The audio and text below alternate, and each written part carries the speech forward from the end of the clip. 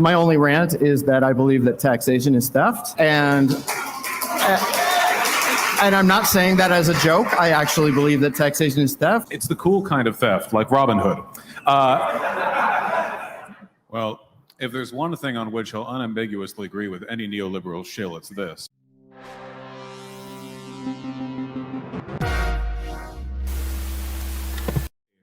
Well, my name is Vaush. I'm a YouTuber, which is, as you all know, right up there with academia in terms of consistent and reliable truth-telling.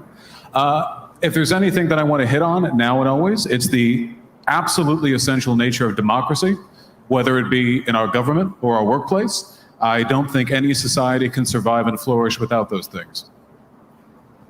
I'm Blaine Kaplan. I'm a professor at George Mason University. I'm the author of The Myth of the Rational Voter, where I say democracy is much worse than most people imagine and markets are much better. I'll leave it there. And my name is Destiny. I'm on Twitch and YouTube. I do politics and philosophy, and I'm going to be taking some position in between these two. I'm not sure which one I'm siding with yet, but I guess we'll find out in the next few minutes. So, as many of you know, today is the 54th anniversary of the death of Che Guevara. So, you've already done my work for me. I was going to ask everyone to take a moment to remember why we're here to celebrate. Sorry. It's just I have a little bit of freedom, and some friends gave me some substances that I'm very happy that they gave me, little natural stuff, don't worry. And the organizers of this event told me to drink. They were like, we already paid for the bar, so get yourself some drinks. So I had a few gin and tonics and hungover. Why would capitalism do this? Anyway, on democracy. This discussion, I wasn't really prepared for everybody to just say, I'm here to defend democracy. I'm here to defend. I wasn't ready for that. So on democracy, I'm a libertarian. I advocate for libertarian solutions to make us more free and prosperous. I'd like to know from you, let's just go in order, I guess, or whenever you want to jump in. What policies do you think we need to be advocating for right now in our current system that have chances of success, or that you're an advocate for, that you really think has a chance of success or becoming popular in society to the point of being successful to defend liberty? Well, I think a big one, first of all, is we need to make third parties viable. We need to get rid of first past the post voting, introduce some alternative, of which there are many. The founders of this country weren't even so sold on parties themselves, and now most Americans, the largest group of which are independents, more so than Democrats and Republicans, very often feel like they don't have a voice in the political system. I think we need to work on that. I think we need to work on better districting, because we know that gerrymandering has screwed to hell a good many of our districts, leading to disproportional electoral results between the general and the specific vote. And on an economic level, I think that we need to really, really work on making sure the wealthy, which I include myself, I think here, are paying a fair share. There are a lot of systems in this country that if break down will hurt everyone, including business owners. Trust me, nobody is going to benefit from infrastructure in this country going kaput. That is a universally bad thing. We need to find money to pay for that, whether we're taking it out of the military or drawing it further from our coffers. We need to find a way. Yeah, so normally I work on topics where I think it is quite politically hopeless, but someone needs to say it. So I have my book, Open Borders. So I think that is a very important policy to totally deregulate immigration. I'm working on another book on housing deregulation. We got to totally deregulate that. I have my book, The Case Against Education, on defunding public education. Now, in terms of policies that I favor that I think have a prayer, here's my number one such policy. Pause. Yes. Rip every COVID law off the books today. Deregulate and return to normalcy now. I don't know if it has majority support, but it's not crazy to think that it does. And if it happened, then I think that it would, after the fact, be supported, because this is the kind of thing where people are just supporting whatever exists. I think there's a lot of like dream policies that we could talk about. Green energy is a big one. Immigration reform is a big one. Some people like to talk about foreign policy. I think in terms of what's accessible right now in our current political landscape, the two biggest ones that I would like to see big improvements made to that I think are politically feasible and possible would be a big healthcare reform and a big reform to education. If anybody in this country is sick or needs to get checkups or needs to do something to enable them to be a productive member of both the economy and society writ large, I think that it would be good for them to be able to do so without having to file medical bankruptcy or take on other massive debts to do so. And I think that if any student has the ability to succeed in a higher education environment, the cost for that should never be a prohibitive factor. Our workforce needs to become more educated so that they can compete on a global level. And we've seen more and more and more how much our economy is moving in that direction. And we've also seen large swaths of society getting left behind, which is something that I hope we can change going forward. Okay, thank you. Thank you for that introduction. Appreciate that. I'd like to know, because this topic of this discussion is also equality and how that ties into democracy. And you were just mentioning gerrymandering and how it's difficult for some people to feel represented in government. I'd just like to know, do you feel that there are particular demographics that are underserved in our democracy as it is right now? Yeah, absolutely. The largest of which is the poor. There's no getting around it. The greatest discontinuity we've seen between the common will and what actually gets done is the disproportionate control that the wealthy people have over the means to power. When we're talking literally about gerrymandering, of course, there have been efforts to directly gerrymander communities of color, for example. There have been efforts to do that historically, which have kind of bled into the present. There are some districts which are very obviously an effort to get one more seat in. But as I understand it, gerrymandering is a universal issue. There is gerrymandering, which negatively affects Republicans in California. And what's more, the Electoral College ensures that if you're one of the millions of alternative or red voters in California, your vote means nothing on a national level, at least.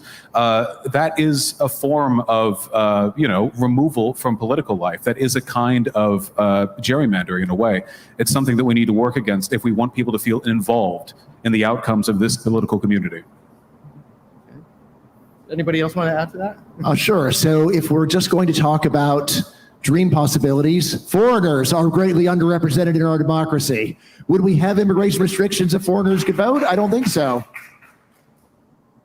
I would agree with Vaush for sure. I think poor people are underrepresented in more than just our democracy. They can be underrepresented in education. They can be underrepresented in access to, as I mentioned earlier, healthcare, job markets, ability to move to different states. And I think that we could probably do more to accelerate poor people's access to whatever they need to climb kind of the ladder of wealth. Okay, so I'm a participant, and I'm going to give my 2 cents on what I think is happening in adversely affecting particular demographics. When I look at the recent election in California, and a black man who went to Crenshaw High School is told that he's a black white supremacist, and then egged in public by a person wearing a gorilla suit, a white person wearing a gorilla suit, and there's absolutely no outrage about that. I have questions about who's directing the narrative in this country. I'm sure some of you have these questions in your head where it just doesn't seem right.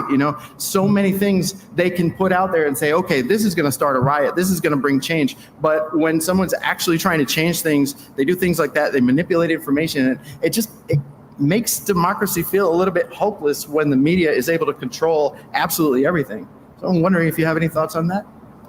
Yeah, well, it'll come as no surprise to the audience that I wasn't the biggest fan of Larry Elder.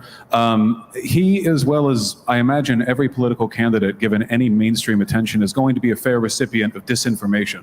However, I think that the California voters' opposition to him was fairly earned.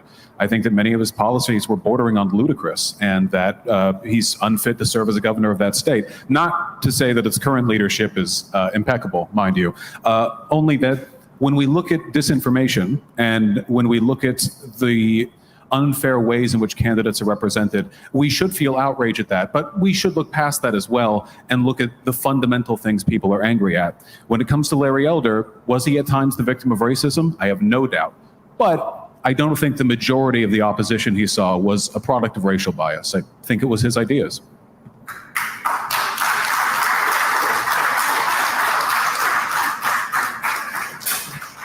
So I will say that left-wing media bias seems to be especially egregious recently, although let me just take this time to say that news has always been terrible.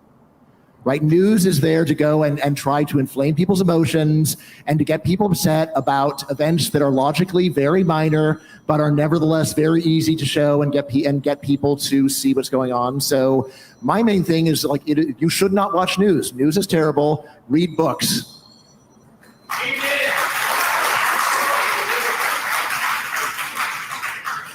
And articles, academic articles, also good. I'm going to take an unpopular stance. I actually don't like the demonization of the media. I think the media shows us exactly what we want to see. I think that if I were to quiz the audience on what the latest Marvel movie was or what happens on whatever reality TV show, I think that like 95% of people would raise their hand. But if I were to ask you a question like, who is the mayor of your city? Or do you know more than one or two of your elected state officials? Almost nobody has these answers. I think that we very much want to jump up and blame like, the media shows us this, the media shows us that. There's a ton of information about there about all sorts of stuff. Nobody's going home to watch that. Nobody's turning on the TV to watch that. You can have, C-SPAN, you can have any type of TV show that's going to show you the most blasé, like we're going to go line by line through the tax code and see if we can optimize the EITC to adequately affect poor people. Nobody wants to watch it though. They want to watch a guy in a gorilla suit throwing something at, somebody running for governor. They want to see, what was the last crazy thing Trump said? When was the last time Biden tripped over himself? Like these are the things that sell. I think that we can hold the media responsible a little bit, only insofar as much as we're willing to accept responsibility ourselves for the type of content that it is that we want to watch. And I think that if you want to look at a perfect example of that, look at what gets popular on places like Facebook and YouTube and these other massive social media conglomerates. They have one agenda and one agenda only, and that's to make money. YouTube doesn't care if it's serving you left-wing or right-wing content. You might think that, but the reality is they just want to show you whatever's going to keep you watching the most amount of ads. And when you go to these platforms where you can see whatever you want to see, you're not getting the nuanced, granular takes of, foreign policy or tax affairs or anything. You're just getting the most ridiculous culture wars, whatever type of content people can sell you to get you the most angry. Yep. Can I say something? Sure. So I actually agree with most of that. I would say the media is not responding to me. I don't watch them because I don't like what they do. But yes, if you are unhappy with the media, then you should stop watching them. Right now, most people are unhappy purely for ideological reasons. I say there's a more fundamental problem with the media, which is that they are pandering to public irrationality, that they do actually try to appeal to the lowest common denominator. And this is exactly what you should expect, but it's also a reason why we should not take the news seriously. When you realize what's really going on, the fact that people in the media care about something, it does not show that it is actually an important problem. The fact they're ignoring something does not show that what they're ignoring is unimportant. Right? So just to step back and realize that while this is mostly driven by supply and demand, that is not actually, but nevertheless, once you realize what's going on, it does undermine the legitimacy of the media intellectually or epistemologically, even though, yes, it is primarily a business.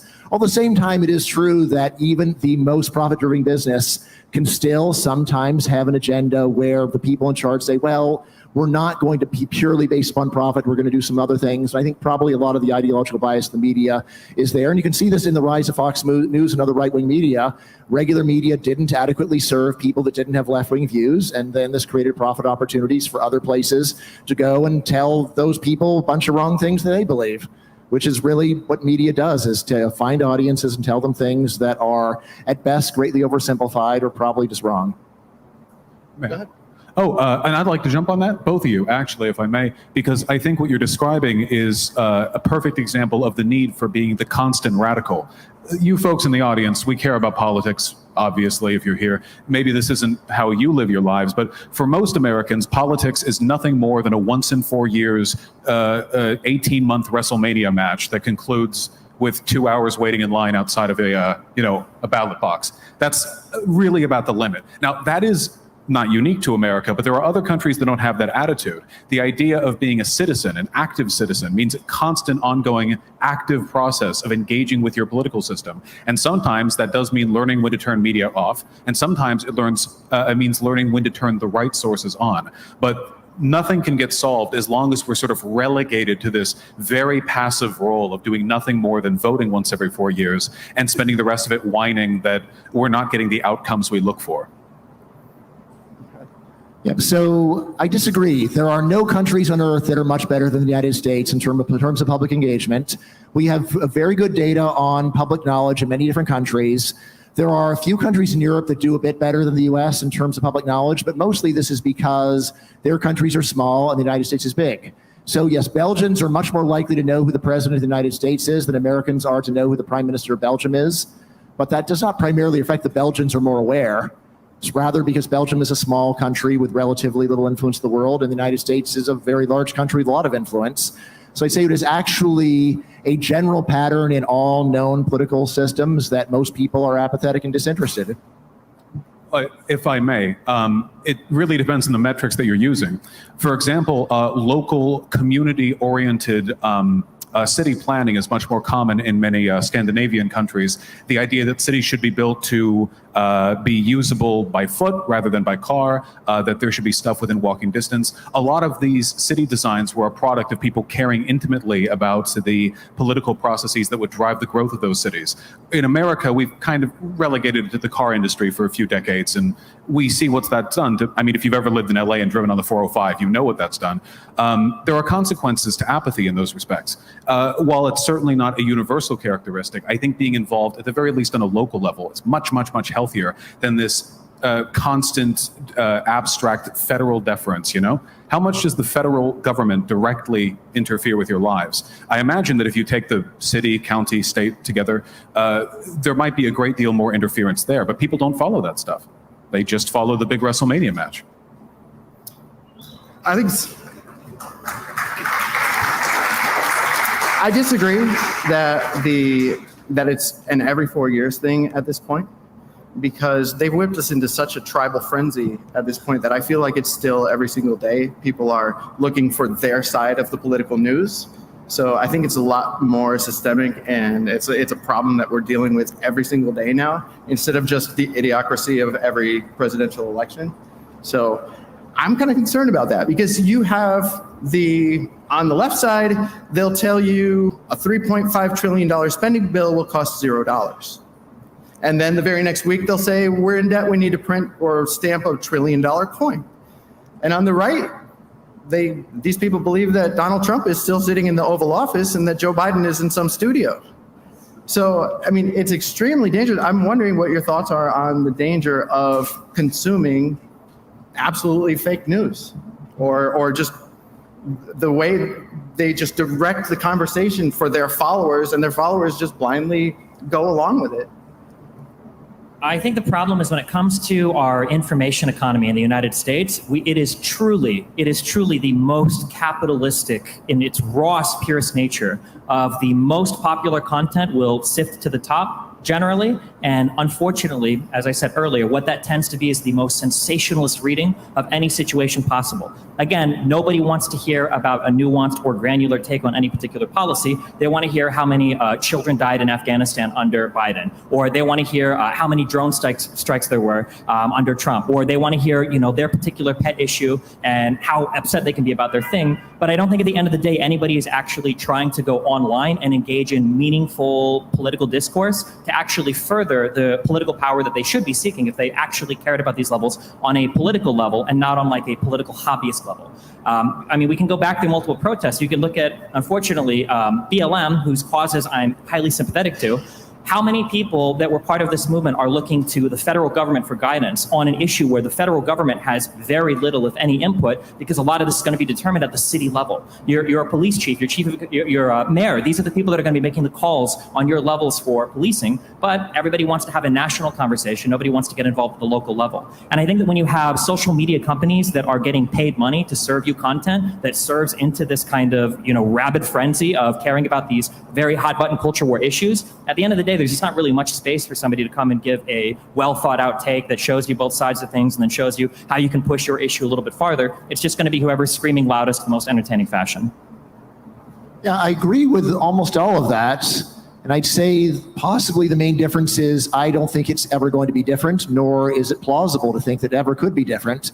The thing about politics is it brings out the worst in people. It brings out the worst in people because people have an opinion which, while it matters at the level of society, if you have social policies are a function of what is popular in society, and yet for the purpose of one individual, you have actually basically no effect. This is the central thesis of my book, The Myth of the Rational Voter, which that in democracy, even very smart people turn off their rationality and become extremely emotional. The way that I really like to explain the contrast is just listening to someone talk about politics, making a bunch of hyperbolic claims, and then you say, very good, let us bet. Let us bet. Let us put $100 on this. Let us have an unambiguous statement, which can be determined later to be true or false, and see what happens. And I have done this a lot. So betting is one of my big hobbies. I'm currently at 22 wins out of 22 bets resolved, right? Many people accuse me of deliberately finding the most, what's the right word? Deliberately finding suckers in order to bet them. But I do just have a standing offer. I'll bet almost anyone on almost anything.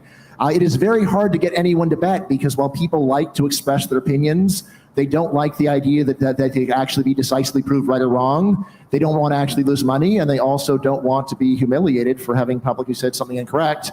Although, I am always quick to say, look down upon those who refuse to vote. Don't look down on people who bet and lose. They did the right thing. Look down upon those who say, I'm not going to bet. This is above the kind of question that one could bet on. Those are the people who really are responsible to have opinions, and of course, it's the vast majority of people. Yeah, I bet a Republican that Biden would win in November, and I'm still waiting on them to bring it back. No, I agree though. I think you need to maybe not literally put your money where your mouth is, but figuratively at least. People say the most spurious stuff with no accountability, and this goes all the way up to media. And I agree, infotainment is great at getting people to listen to you, but it will always prioritize sensationalism. And to that extent, there are really only two solutions. You make better media or you make better people. If you want to talk about better people, we need to talk about media literacy in classes. Now, for me at least, I think this would be a fairly worthwhile endeavor. With poor media literacy, you're really on your own ideologically once you're out there. I'm not talking about state indoctrination, just basic understanding of graphs and statistics, an ability to fact check, stuff like that. Most Americans can't do that stuff, you know? It's not because they're dumb, it's because that's not a lesson anyone ever taught. I think that would go a long way, at the very least in the long term, towards addressing some of this. When it comes to making better media, though, I admit, it seems like with the laws that we have concerning free speech and the way our media acts, sensationalism will always rise to the top. Now, you see differences in how much sensationalism is preferred in different media groups. So obviously there are ways of differentiating between different populations, but in terms of fixing the whole problem across the board, I feel like you might have to go a little bit more radical than just addressing media. You might have to address the underlying incentives that guide media. We've seen some experience with this. The BBC, for example, which I don't like, is state-funded, not state-run, state-funded. So they don't need to worry about getting more advertiser dollars, at least not in the way our local media corporations do. They still have their problems. This is one of the biggest challenges we need to go into the future facing. So any perspectives from any side of the aisle are much appreciated. I would actually chime in real quick. Sorry to sound like such a downer, but I actually don't think media literacy is the problem at all. I think plenty of people can be totally media literate. I think the problem is it's a level of interest. And so if you don't know my background, I argue with a lot of people on the internet. We scream at each other. Very rarely we'll have a good conversation. And over and over and over again, I've run into people who care or seem to care a lot about these particular issues. And when I push them for even 2 seconds on it, I find out that they haven't read past the headline of an article, or they haven't read past, the 180 characters of a tweet. It's not really that hard to read an article. Something that I find is if you're willing to read a full article, it can even be a Fox News article, it can be a CNN article. If you just read the 5 minutes that it takes to do it, you're already more informed than 99% of people online having that conversation.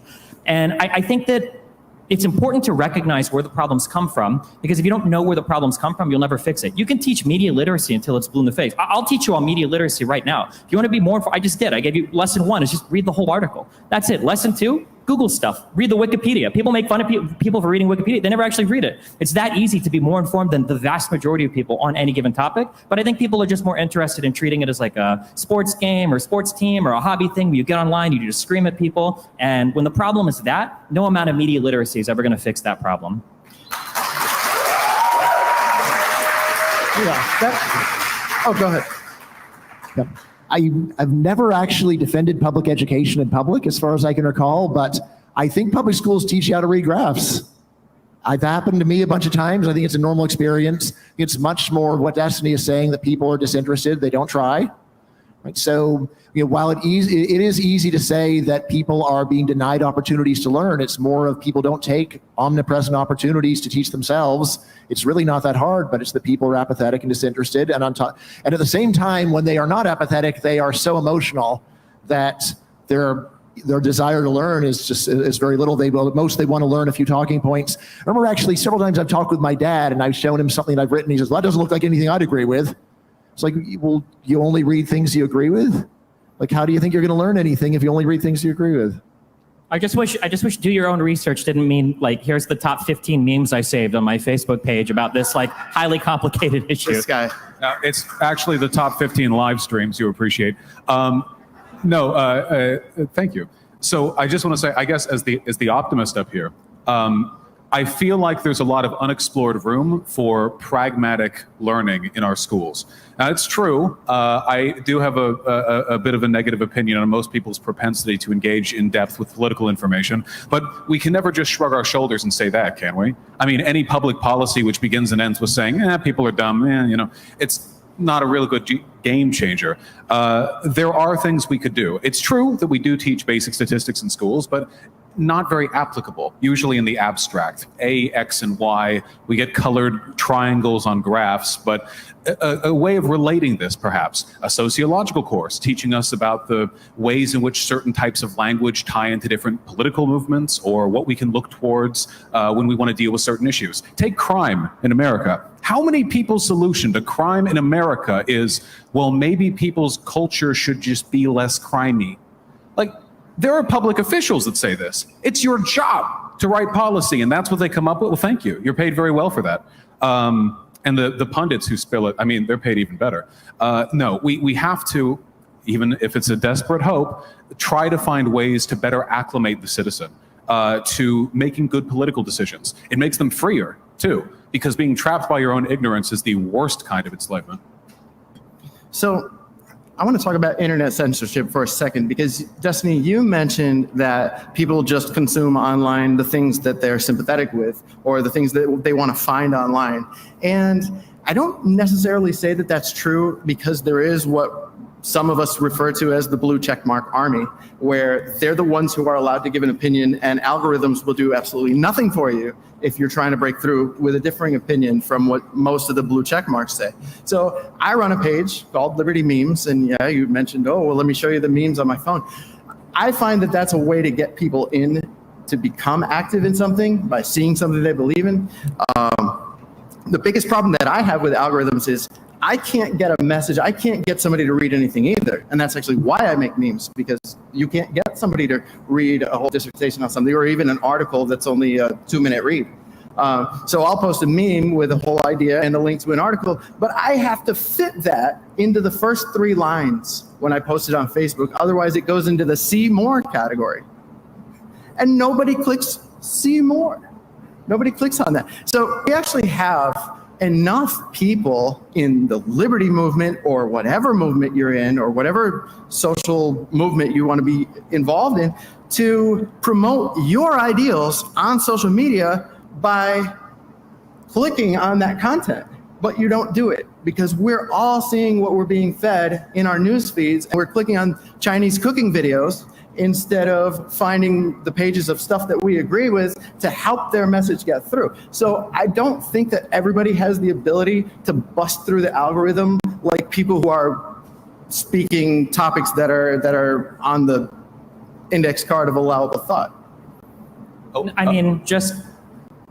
I'm curious, do you not see the irony in being a libertarian that advocates for everybody to have complete autonomy and freedom, but somehow they're all enslaved to social media feeds with cat videos and dog videos, right? That's the problem. It seems that if people wanted to find content out there that didn't serve any of the main two political parties or any of the more mainstream political conversation. It's out there. You can find more on the internet today, I'm 32, than you ever could. When I was a kid and your sister was arguing with you over something, you had to break out the Encyclopedia Britannica to answer any of the questions. You can find the information to any question in the world today on the internet, but people don't want it. I don't think we're slaves to it, because if we really wanted to, we could just shut off our phones and not be engaged in it ever again. We could. But how many people in this room right now have an iPhone that tells them, hey, usage up 2%. You used your phone 4 hours a day for the past week, right? I'm sure there's more than a few in here that have had that. Well, I might use it a little bit. Yeah, four. Yeah, with regards to this, I mean, this is fundamentally a problem of free market economics. Social media is run as a ground down to the nose attention economy in which only the most ruthlessly efficient deliverers of information and entertainment can survive. The only alternatives to this, again, functionally, are either better consumers, a difficult prospect, or some kind of regulation, whether that be governmental through terms of service agreements or something else. But this is ultimately one of the big problems that very left-leaning people have with this type of economic driver, which is that there are externalities. We have maximized the thing we're prioritizing, which is watch time, but we've left other things to the side. Reliability, trustworthiness, or if nothing else, the ability to properly diversify the content you consume. I've heard convincing arguments that one thing we might want to do, even though it would be hell for advertisers, is get rid of social media feed algorithms just forcing you down a given path if you've decided you like a given set of things, This is a very modern phenomenon. When you're on TikTok, Twitter, whatever, you cultivate your feed, and after that you are locked in. And without deliberate effort, it's hard to break out. In real life, before the internet, you couldn't do that unless you were in a cult, right? I mean, the way in which you communicated with the world was diversified by nature of it not being digital. Oh, and my PR manager called, they said to clarify that being ignorant is not actually the worst form of enslavement, just to clarify. Anyway, I don't really have any solutions to this, I guess, outside of more deliberate, drastic action. Okay, so Yeah, deliberate. so in terms of externalities, I don't see the externalities so much as just people are bad and want bad stuff. Right. So it's the same as with many other markets where the market's working just fine, satisfying consumer demand. And it is not the case that consumers are actually doing much to anyone other than themselves in terms of the media they are consuming. Bad political decision-making leads to bad political leaders. If you allow me to finish. So now here's the thing. Now, you may step back and say, yes, this is really messing up the politics of the country. I will say that the politics of the country does seem quite bad to me, but in terms of what social media is doing to it, I mean, in a way, it's more of just revealing the way that things always were, even more clearly than before. One of the main differences that you see between now and when I was a kid is when I was a kid, there were so few, the technology didn't allow you to have so many choices. And so it appeared that the opinion was more unified than it really was. And social media has now exposed that there are many weirder views out there than you previously would have realized. But the thing to do is step back and say, all right, Given what the free market is giving us, what people actually want, what is the alternative? I say the real agenda of regulation is to take one particular view and to turn it into the forcible orthodoxy that everyone is told. If you look at what has been going on in social media now, so far they're not regulated. They're just worried about getting regulated, and so they are trying to preemptively self-regulate in order to get some of the criticism off their backs.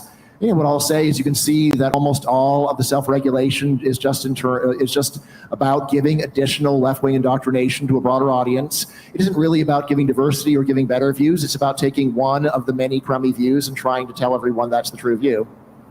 I think for two things. One, the biggest problem with alternative media or social media-driven media today is not that it's exposing things. It's that it's created this epistemic divide between groups of people in terms of people don't even understand what's real anymore.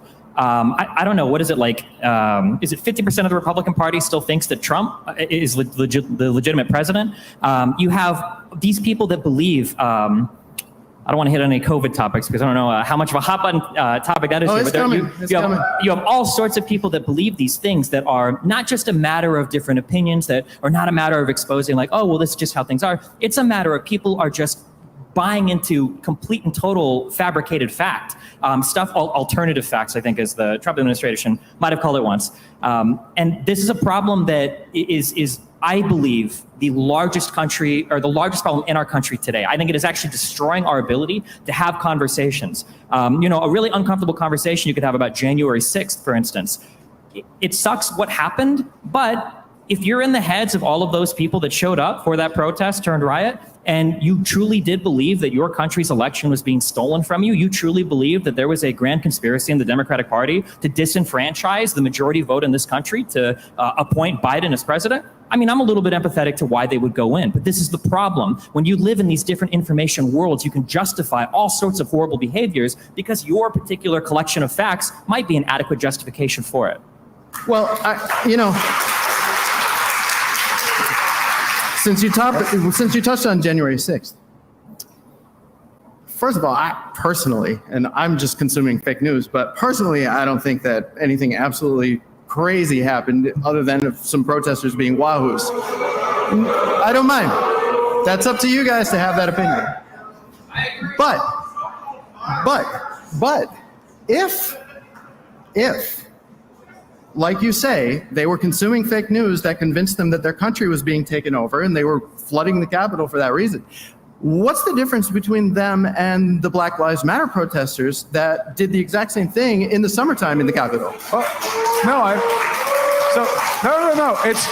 Hold on, if I may. I think it's a perfectly fair question, actually.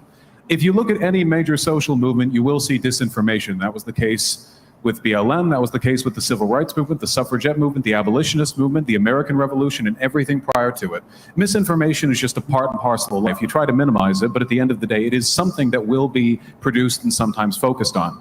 You have to take a look at the underlying social motivations and the processes that led to that. So with regards to the January 6th stuff, again, you can, as you said, normalize very terrible stuff with the wrong descriptive understanding of the world. You can take just about every heinous totalitarian ideology that's ever festered on this planet, whether you want to go Nazism or Stalinism, Pol Pot, wherever you want to go, if you fed a person the right set of facts about the world, big air quotes, by the way, you could approximate those ideologies in them. Not perfectly, maybe, but you could get them about 95% of the way there. And since people's ideologies tend to be molded by the world they believe they live in, I think they'd go the rest of the way themselves. It's critical that we do everything we can to maximize the extent to which people are being given good info, or at the very least, that the misinfo they're being given is innocuous. With BLM, we had a largely peaceful social protest, the largest in American history. There were problems with it. Some folks did get hurt, but some did during the civil rights movement too, You can't do do-overs on this. Any social movement in history has got its bad spots, and if you go ahead saying, well, that one shouldn't have happened because of this and that, then I don't know, we'd all be living we'd all be Romans or something. I don't know. We wouldn't have evolved socially. I'm very cautious when we say stuff like media is giving people the narratives they want. What's the issue? Because if you asked a Roman what they would have wanted, what would they have said? I don't know, bloodier gladiator fights? A horse-drawn carriage master back in the 1800s. They would have wanted better horses, healthier horses, I'd like to actually get to Professor Kaplan in a second. Oh, sure. Okay, anything else? Okay. Go ahead. Yeah. Whenever I hear these discussions, I'm always thinking, so what do you imagine regulation is going to do? Right? You can say, well, regulation is going to get rid of the misinformation. Misinformation according to who? According, as far as I can tell, to the left-wing side. So what we're going to see is that side will get to say that their view, which combines some true things with a lot of misinformation, is the official view. And in terms of what good you even think it would accomplish, what do you think that all people who are not left-wing are going to think when they see that social media is full of content warnings against any view that is that is not liked by left-wing people? It just undermines the credibility of it, and I don't think it does. Unclear that it does anything, or maybe actually makes the conspiratorial thinking even worse to see even the social media companies are part of this. One thing that I've noticed in the last year or two is how many right-wing people say, look, I just don't trust anything on social media, they're against us. And this is just for moving very moderately in the direction of having some content warnings. If there were actual regulation where they really were stripping out anything deemed misinformation by left-wing orthodoxy, so I think this is going to give you probably a worse situation than we got now. I wholesale reject I hear this, the libertarian argument so much is, I'm going to present to you like what we have now, and then I'm going to say that the only alternative is the most authoritarian, crack the whip. There's a team of blue check marks breathing down the neck of every 17-year-old person that just read Atlas Shrugged, looking to ban them off of social media. I don't think that this is the case where it has to go. I think that there are places that there are things that we can do to encourage a little bit more media literacy, encourage a little bit more media responsibility. So for example, I think on Twitter, something as dumb as when you go to retweet an article, it'll say, hey, have you read this first? Now, might not be popular, but maybe that could expand into a little like captcha quiz. Like, hey, you're about to retweet this article. Do you have any idea are we allowed to cuss here? What's that? Are we allowed to say bad words here? Say whatever you want. Yeah, you're about to retweet an article and it asks you, right? Shit. You're about to retweet an article and ask you, do you have any idea what the fuck you're reading, right? I think that these are okay questions that you can ask. I don't think it has to be all one side or all the other, because I will say that right now, as somebody that has lived and breathed this media environment more than most other people on the planet, and then Vaush will be included in this as well, in terms of people that have like lived in these media environments, the track that we're on right now is a disaster. Something has to change. We have to move off of where we are, because the polarization in this country is just out of control. Whether we look at the voting rates between urban dwellers and people that live in rural communities, whether we look at the stagnation of the Senate and our inability to do anything across party lines, whether we look at how we poll on racial issues or how we poll on religious issues or how we poll on things like abortion. We've got Texas passing our draconian bounty hunter laws to get people in trouble for driving somebody to a Planned Parenthood clinic. This is not working. Whatever is happening right now is not working, and I refuse to let people hijack the conversation and say, well, you know, there might be problems with your alternative suggestion. Well, I mean, yeah, there might be, but what we're at right now is a sinking ship. You have to try something.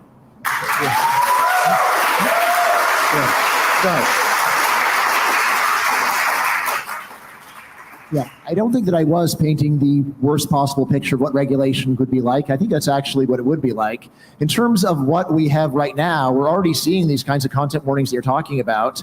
So, and I will say 100% of the content warnings that I see on Facebook and Twitter are left-wing, 100%. People that are not left-wing see this, and it does make them think, this system seems very stacked against me. And it does actually encourage conspiracy thinking. And I say, if you imagine something that was more aggressive than that, something where every time you tried retweeting something that was against left-wing orthodoxy, you got a warning that you should read something where people notice, well, it seems like they never do it to anyone other than people on my side. It does make people feel worse. You know, I think that if they really tried doing it that aggressively, you would actually finally see the rise of alternative social media, because it would actually lead people that did not agree with it to say, I don't want to be on this anymore. So far, social media has tried to say, well, we don't want to make it so severe that people that disagree don't want to use this anymore. But it is actually getting to the point where if you disagree with standard left-wing views, you feel like you're using a platform that is hostile to you.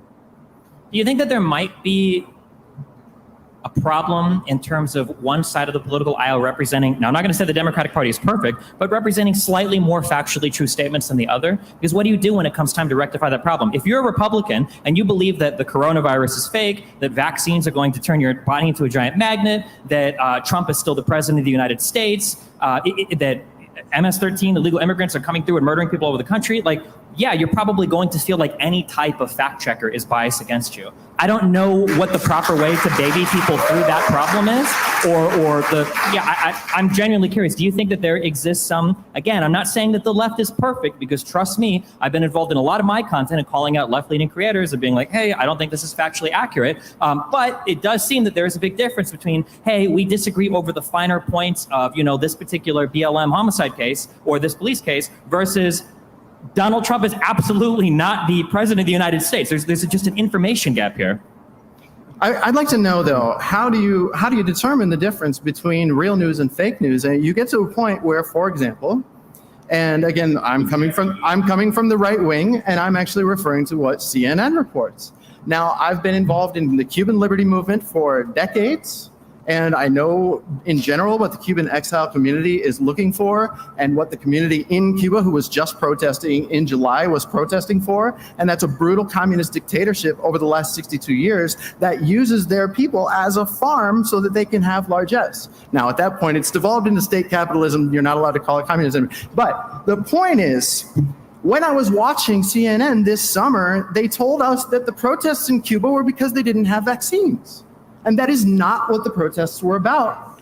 at all in any sense. So when you see things like that, and they're in Kabul and they say they're mostly chanting death to America, but they seem very friendly, or when they go to a burning city and say that it's a mostly peaceful protest, you start to wonder, where do I find news that I can rely on? So you'll start to wonder, why don't people believe that COVID is real? Why don't people believe in vaccines? So let's change the subject to COVID. And what do you think should be done right now with COVID? And do you think that the current, the solutions that were offered in the beginning were acceptable across the board, or do you have differences? Right. A quick thing that I'd like to hit on first of all, though, I worry about this. Like, how do we discern between fake and real news? Because I think it's really rather easy.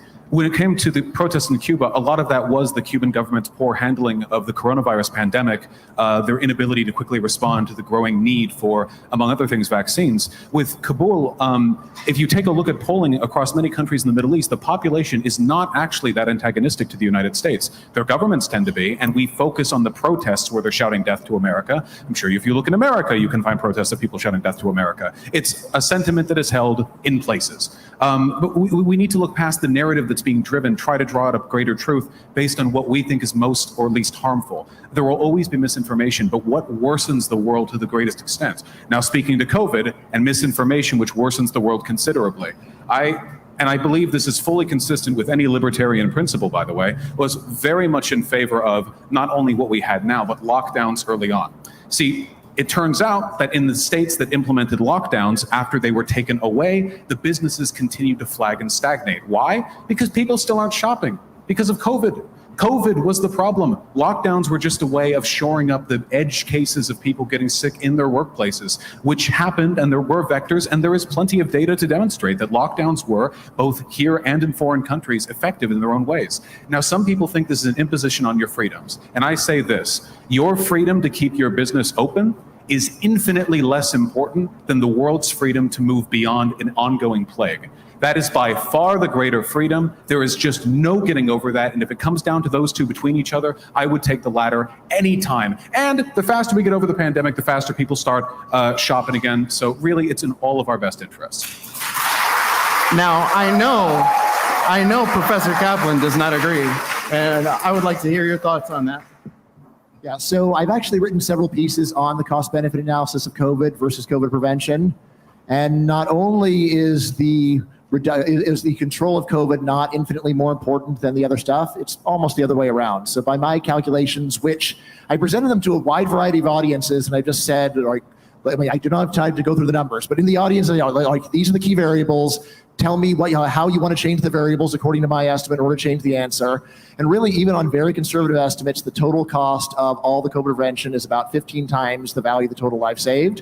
Now, as a libertarian, I am not a utilitarian, but I will say that if you are a libertarian and you favor things that do not favor government action that doesn't pass a cost-benefit test, there's something wrong. At minimum, libertarians should oppose government action that fails a cost-benefit test. So again, just to give you an idea of the key story, so here is the question that I begin with. How many months of normal time is a year of COVID time worth to you? Right now, almost everyone will give an answer of 10 months or less. What this means is that the prevention of COVID, all of the efforts, have actually led to the destruction of an enormous number of life years. If you go and compare this to New York Times estimates of the total life years lost from COVID, it dwarfs it. Then if you say, well, the correct thing to do is to go and compare life years that have been lost from prevention with the life years saved, even on very conservative assumptions about how much worse it would have been if nothing was done, we wind up coming up with an answer, with my answer, which is that this has been a ridiculous moral panic. The cost of prevention has been much greater than just allowing the disease to take its full toll. Now, that said, there are some important things that could be done with COVID, like legalizing the vaccine for kids now. It has taken a crazy long time to do that, and there is no good reason why parents' decision on this should be overruled, right? And by the way, I do urge everyone to get vaccines. They do work, but at the same time, I'm not going to put a gun to your head and try to make you do it. Destiny? I think it's a mistake. I think that a really common error in judgment we make, as unintuitive as it sounds, is we tend to evaluate how successful or unsuccessful something was based on the outcome of that thing. And it seems like a reasonable way to do things, but if you spend any time at a poker table or if you spend any time doing probability, you realize, well, something might have turned out good, but you made horrible decisions every step of the way. Something might have turned out pretty poorly, but you actually made all the right decisions and there was some unknown variable or something that you just didn't account for well enough. When it comes to talking about like, well, the preventative measures that we took for COVID ended up costing way too much, we would have to, I guess, dig through how you do your particular calculations, but the idea that, say, another variant comes out that's slightly more infectious or slightly more deadly, maybe 2x, 3x, 4x more deadly than the last, is always something that's going to be very difficult to factor into any sort of risk assessment. That being said, I do think, again, it's important that we have a granular approach to how we do things. I don't believe that every single country has to be Australia. And absolute, I don't want to speak to all of their shutdowns, but my understanding is Australia is some of the most insane shutdowns of any country in the world, although it also has one of the lowest case rates to show for it. But there's probably some things that we could all feel reasonable enforcing. For instance, wearing masks is not a big deal. Socially distancing is not a big deal. These are probably guidelines that most of us can follow that don't have a significant harm to the economy, that also allow us to kind of move forward through this pandemic. And then also encouraging people to be vaccinated, whether that's private businesses requiring employees to do it, or the government providing it for free, I think are also beneficial things that help us move a little bit further past it. But I'd be very cautious in saying, well, look, we spent a lot of money, so it wasn't worth what we did, when we don't really know how bad it could have been. My own opinion on this is, no, sorry guys, you can boo me again, but I don't trust the official story on COVID. Oh my gosh. I don't think that the measures that were put in place in New York State or in other places where they didn't let you leave your house or run your business, I don't think that those were okay. And we paid people to stay home, and now we have a job market where nobody wants to work because they're still figuring out ways to get paid to stay home. And I don't believe that it's because of COVID that we didn't have this 5 million jobs increase that they were proposing would happen. The jobs report from October came out, or September came out, and there was only 190,000 jobs that were added in the whole country. And in order to recover to pre-COVID numbers, they still need 5 million. How do you solve that? I just personally feel that the COVID measures got us to that point. But when it comes to the vaccine, and the vaccine is being pushed on us by the government, and it's the same government that we're told was funding gain of function for the virus that they're telling us we have to get vaccinated for. It becomes a point where you're like, why? How do I believe this? Okay, to be clear, the gain of function stuff. Speaking, I think to getting our good media with regards to the funding of gain-of-function research, as I understand it, we still don't have any direct link between U.S. government policy and the funding of gain-of-function. But I'm going to leave that aside because if anyone disagrees with me on that, you're not going to be changed by my opinion. It doesn't matter when we talk about domestic COVID policy. These are actually two entirely separate things. Even if you were deadline on track on getting Fauci to a human war tribunal or something, that has nothing to do with the ways in which we could effectively, and yeah, we should ignore the sideline issue because to me, we're dealing with what, 750,000 dead in this country? When we come up on the Civil War death toll, it'll be the most deadly event in all of American history, which is insane. We got the vaccines pretty near first, what with us being America. And when you take a look at the rate of vaccinations, at first we skyrocketed as people like me got vaccinated. But now we have flagged behind other countries, European countries. You want to be outdone by Europe? They're now 10, 15, 20 percentage points higher than us in the vaccine. And why? They're also capitalist. Their media should be feeding them the exact same disinfo our media feeds them, shouldn't it? If it truly is just a natural human condition issue, then this should be a ubiquitous issue. But it's not. There is something about this country, this festering and unhealthy attitude towards this condition, towards this problem. I'd like to get to Professor Kaplan again. We don't have a lot of time. Go ahead. Yeah, so Destiny is right. It is often hard to figure out whether or not you did a good thing. You could do everything right and things could work out badly and vice versa. However, this is a case where we actually have very strong reason, in fact, definitive reasons to know that we did not actually try very hard to get to the right answer because there was a technique that could have been used very early on, and that is voluntary human experimentation. Voluntary human experimentation would have cut the time in order to find out whether vaccines work down from 6 months to 1 month. Voluntary human experimentation could have been used to find out how deadly diseases were. Voluntary human experimentation could have been used to find out how well masks work, and so on. And yet, no country on earth did it. And why not? Well, it's a great question, but Well, we did the it definitely has Tuskegee a lot to do with the great aversion to paying people to do things that are useful. We did the Tuskegee experiment, so, you know. Oh, but this is an issue. hey, all right, But this all is right, an stop, issue. And stop. the reason I think All it's right. an issue. So, the reason I think it's an issue I is have because heard that from the human subjects people at my university to explain why it is that I need to get the permission to ask people questions.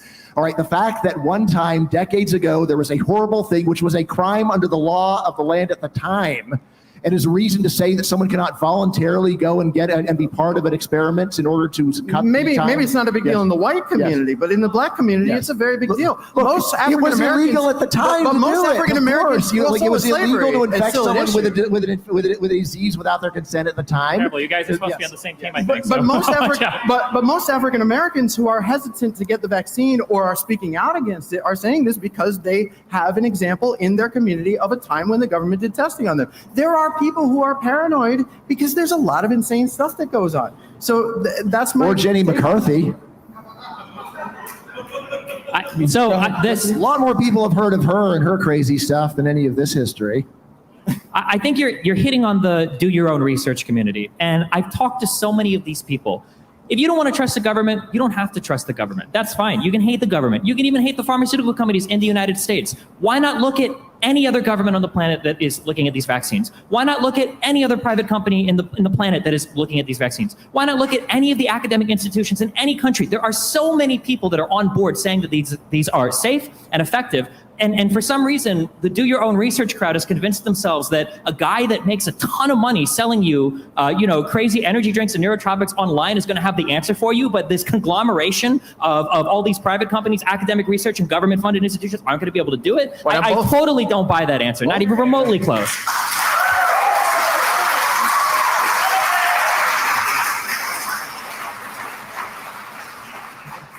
Well, I just want to say that, I mean, continuing on from that, I don't know why anyone has an issue with corporations saying you got to be vaccinated to work there. I mean, especially from libertarian communities, right? Why have the government force business owners to not decide who they'd like to freely associate with?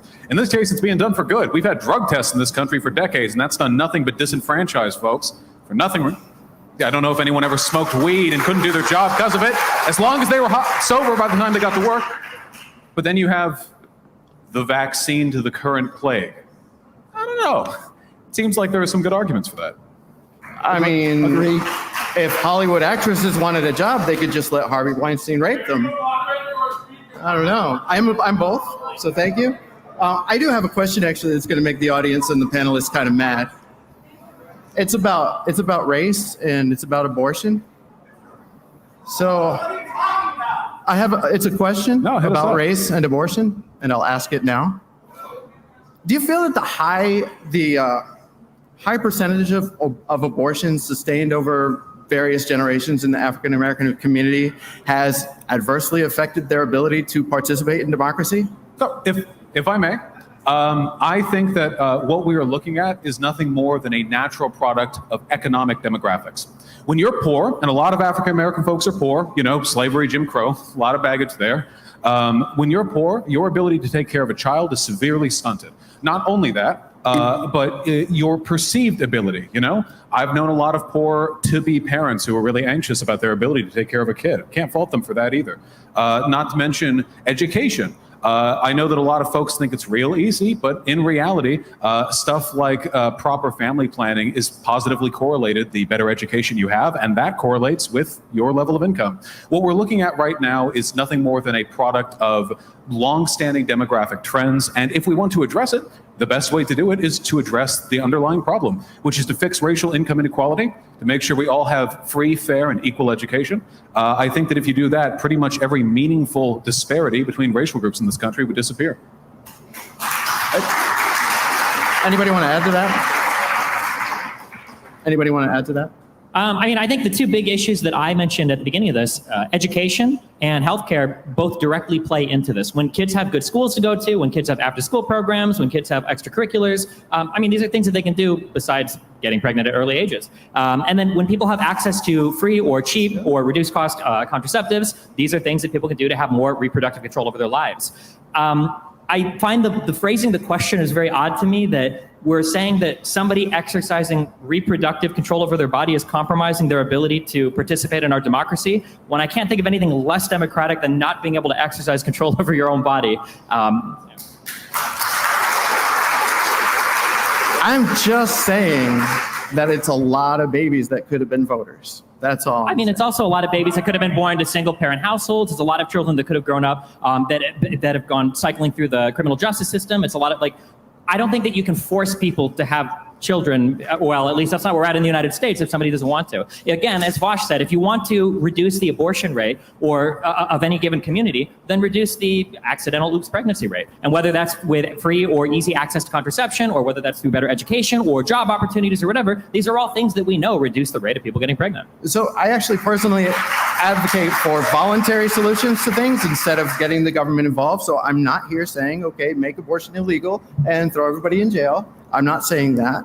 But there is an organization that I know of that has a voluntary solution to this, and it's called Let Them Live. And what they do is they go and they find girls who have an abortion scheduled, and they ask them, what are the mitigating factors? What are the reasons that you need to do this? And they help them overcome it. And they choose to have their children. So, there are market solutions to this. So I don't know if I'm not advocating someone for, up to the point to where they deliver the child and then you kick them out and say, good luck. I don't think that's the best, unless you're seriously telling me that this is an organization that is going to support a mother for the 18 years that it requires to take a child from infant to adult. No, because that's the welfare state. We just want to help them get on their feet and overcome these obstacles. And people do, they'll pay for their entire college education because their whole college education isn't the problem. The problem is the 18 years before you go to college. But there's people who go to college. No, I run a memes page, so this is the best you're going to get. No, I just want. Well, with regards to that, I just want to say that I think that while it is very possible that you could go up to an expectant mother and give them some arguments that might convince them to stay away from an abortion clinic, I don't necessarily know if you're meaningfully changing any of the systemic problems that led them to that decision in the first place. That's a pretty emotionally heavy situation. There's a stereotype about Democrats being flippant with it. You know what I mean? In and out like a drive-through, but no, for everyone, it's a pretty serious thing. And if we really want to address this, look, no matter where you're at, we're all trending towards replacement level population birth anyhow. Every developed country is going to cycle back to around 2 to 2.3 kids per family, because that just seems to be the way developed countries factor in. And when we look at racial disparities in this country, I think that we need to look at them not as issues of personal responsibility or moral affront, but rather as evidence of centuries-old biases that we haven't meaningfully corrected for yet. We see this too with crime. Why do you think there is such a strong relationship between poverty and crime? It's not like poor folks just get born with a crime gene or whatever. There are conditions that you're born out into, and a lot of those correlate to not being able to properly take to a child after they're born. Like you pointed out, proper daycare, keeping them off the streets, that's a huge thing, especially in neighborhoods with a lot of bad influences. But all of this gets complicated with this moralistic lens, post hoc. It's well, why didn't you just have the kid, Well, that wouldn't have solved any of these issues. Really? It would have solved the issue some folks have, but not the issue these families are having, which is that their communities are rotted out due to poor government planning, due to businesses leaving, due to white flight in some of the POC communities. And we can fix those problems, and we can do it in a way that's good for the market too. So we only have about 5 minutes left, and I'd like to give each of you a minute or so to say anything that you feel has been left out of this conversation, or something you wanted to say to anybody as we wrap up.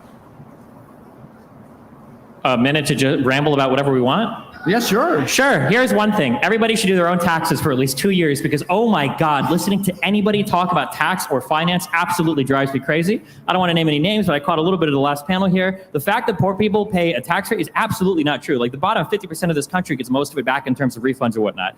So just as a quick thing, do your taxes for a little bit, learn how they work. The second thing I would say is, besides that point, advocate for things that are politically effective. We all have like our pet dream projects where, we want to see the country become, Bernie Sanders is the emperor, we're a socialist empire, or I don't even know what right-leaning people want right now. I have no idea. But like whatever your idealistic fantasy is, that's a cool thing to have in the back of your head, but advocate for things that are realistic. Catlin said something that I actually completely disagree with earlier, that one person doesn't have that much of an influence. One person on a local level actually has a ton of influence, just not in the really sexy, cool federal ways that we want. If you're the guy that shows up every week or every month at your city council planning meeting, you will be heard. You can actually make a surprising amount of change if you're willing to exercise just a little bit of political power you have on the local level. Just don't always expect that AOC is going to tweet out a congratulations for it.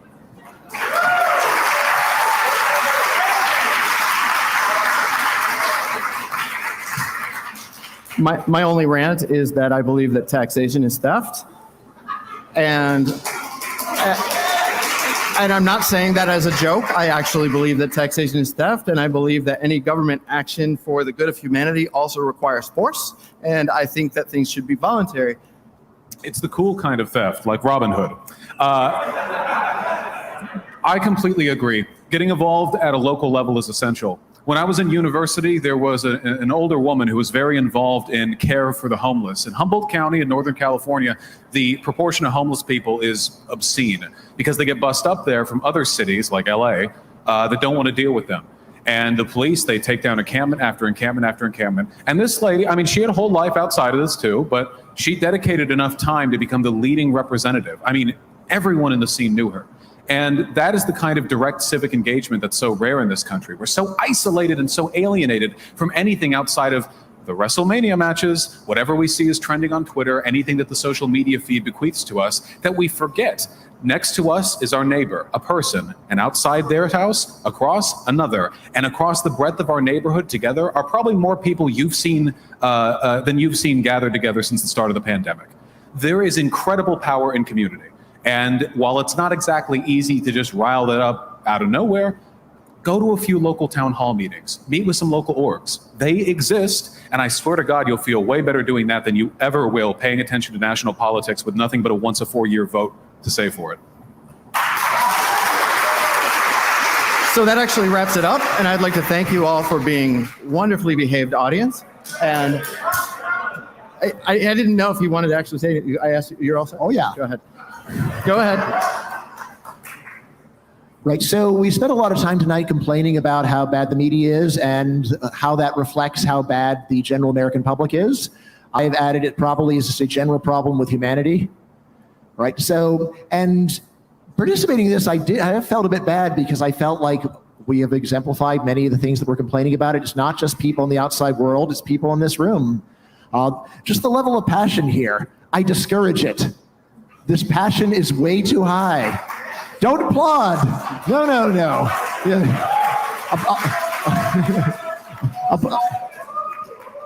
So much of the problems of politics come down to people being so emotional, so passionate. Part of it is just being associated with a team, but also there's just a personal megalomania of I figured everything out and the world ought to listen to me. And yeah, I've got to control that. I do have that as well. Right, and now in all the ways that you can try to improve, as I was saying, the one that I think is most doable on the individual level is betting. So when you hear people saying things that sound ridiculous, try to get them to bet you, right? In some identifiable, verifiable way. Yeah, you were saying that people have not paid you on your Trump bet. That's why, because you have to specify according to what the official certification process says. Yes, And here's the thing, when you do this, you become better. You become better because you start, before you speak, you think, do I really know that much about this? Am I really qualified? What research have I really done? Have I heard the other side? Do I want to go and say something that is going to make me lose a bet? Right, so it is not just a way of getting other people to be honest, although I have really used it and I feel very effectively, but it's also a way of making oneself honest and improving yourself and trying to actually deserve your sense that other people need to improve. So we're actually entirely out of time. I'm sorry. Listen, I'm not qualified. I'm just Joe Sixpack. But don't applaud for me. I'm a terrible moderator. He doesn't want you to applaud either. But Vaush and Destiny, thank you, everybody. I've moderated for both of them on many, many, many occasions, so they're all familiar with my rules and my mannerisms. So I'm sure they'll be able to hold themselves accountable, and I won't have to step in and be the big authoritarian government coming in to stop your freedom-loving peoples. You better not, buddy. Wonderful. Okay. So they're going to be debating whether the socialist model, Vaush's proposed socialist model, or Bastiat's neoliberal shill model is the better one for preserving and perpetuating liberty. Is that correct? We all under that understanding? Wonderful. Like that. Okay. So I'm going to give Vaush the first intro. I'm going to try to count it down for 2 minutes, so try to keep it short. Then Bastiat, and then we'll have an open session where they can go back and forth. So Vaush, you want to take it away? Okay. Is the thing on? Nice. First of all, hello, Nashville. So nice to be here. That doesn't count against my time. The applause doesn't count. So in my Twitter bio, which is home of all political innovation, I call myself a libertarian socialist, which is a term I think many people find contradictory. Libertarianism typically being defined as an opposition to big government, and socialism, well, not so much. But historically and semantically, I think there's a lot of overlap there. And I think that we have a lot more to agree on, non-socialist libertarians and socialist libertarians, especially when we learn or at least seek to understand different types of freedom. There are negative and positive liberties. And when we talk about libertarianism here in the West, I think we often talk about the negative, freedom from restriction, to mitigate the number of regulations, rules, laws, preventing us from doing that which we want to do. I see this often in libertarian conventions. I remember that fellow who got booed for suggesting, licenses to drive. That was you remember, yeah. But positive liberty, which is an equally important concept, possibly even more, is the ability to act on your will. And here in the United States, we don't have a lot of positive liberty when we're poor, do we? The freedom to travel, to get good education, to get good health care, to make sure that illnesses aren't debilitating, that we don't lose limbs to diabetes, to make sure that we can spend the time that we want in our leisure time and at work. All of that is gatekept behind economic institutions, which I think in many cases deprive us of freedoms, not by explicitly preventing us from doing these things, but by denying us the chance at doing it. That's why I'm a socialist. And I think that when you think about liberty in that way, 30 seconds. I think when you think of liberty in that way, it leads itself naturally to an understanding of socialism, not as an advocacy for big government, but an advocacy for any system when used properly, which enhances the extent to which the average citizen can act upon their will without hurting others, of course. And I guess that's why I don't think the term libertarian socialism is a contradiction.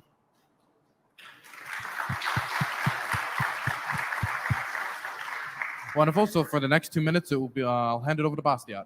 Hey, folks. My name is Bastiat. I stream on Twitch, and I was very graciously introduced as a neoliberal shill. I affiliate with some of the good folks at the Neoliberal Project. You might want to check them out on Twitter sometime. They do a lot of great work. And I appreciate that Vaush kind of took some time to introduce kind of where he intersects with libertarians, because I feel somewhat similar in my relationship with libertarianism. I appreciate and accept a lot of the basic libertarian morality, but I think that a lot of the policy prescriptions that I propose, which I think are essential to a functioning and free and durable free society, are essential and yet are oftentimes scorned by libertarians of different stripes. For example, I believe, as I think Milton Friedman argued very persuasively, that the government must not only ensure competitive markets, but must ensure the institutions necessary to maintain those competitive markets, some antitrust regulations, for example, and aid to people to alleviate acute misery and distress, to ensure that people feel like they've got hope in a free society and do not turn to alternatives, which I believe are almost always going to be authoritarian in nature, whether they are intended to be so or not. And so in that sense, I appreciate that making that discussion, making that distinction. One of the things that concerns me, though, about a lot of the variants of socialism that are proposed is that while I appreciate the respect that they have for 30 the seconds. lessons of history and the experience of socialist experiments in the past, I worry that they ultimately could lead to new forms of central planning and state coercion that are of a nature that, while not intended, are nevertheless very likely to be harmful and to rob us, indeed, not just of the negative liberties, but even some of the positive liberties that we currently enjoy in many free societies, even if, for example, in the United States, there are a lot of ways we'd like to improve upon the existing system. So I look forward to talking with Vaush here today. Wonderful. So now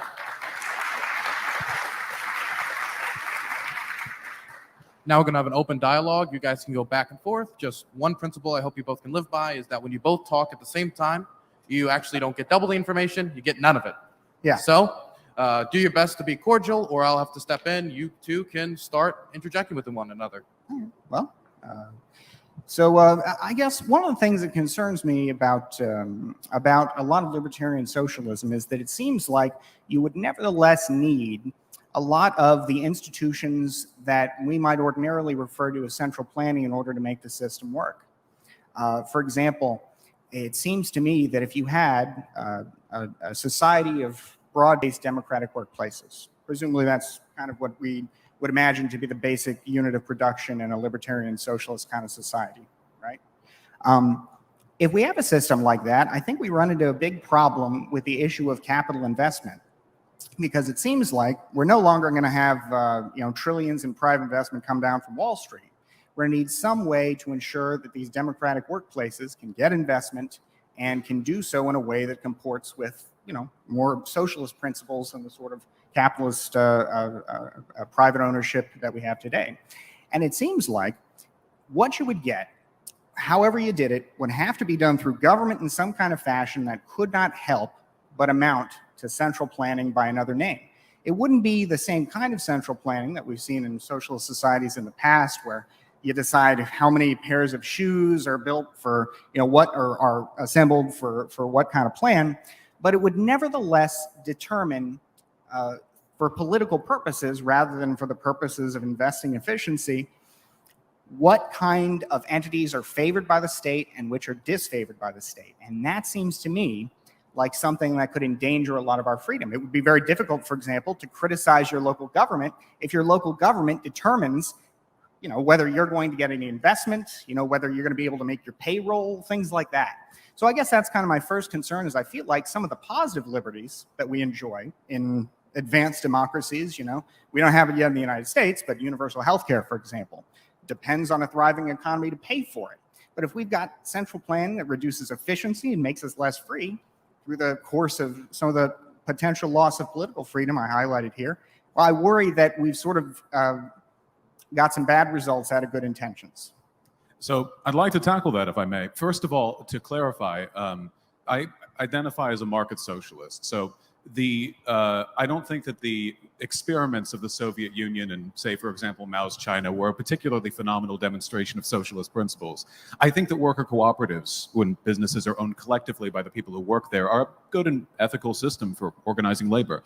You bring up an interesting point, though, because capital investment is going to be a necessary component of any kind of market system. You do need higher institutions choosing where money goes. And I think to an extent you're assigning an undue level of potential malevolence to the government in these cases. If you had a system where worker cooperatives look towards the government for investment, it could be as decentralized or as removed from political influence as many of the systems that work in the government today. For example, the PPP system we got during the beginning of COVID, the government wasn't like selectively denying some businesses they didn't like.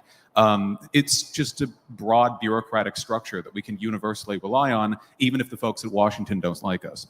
And it strikes me a bit hypocritical as well, because today, banks don't loan money to cooperative ventures, at least not as often as traditional firms. Cooperatives, what I care about, are generally shafted by traditional banking loans because they're considered scary out there, in spite of the fact that cooperatives actually have a higher return on initial investment because they tend to be more stable. They resist price shocks.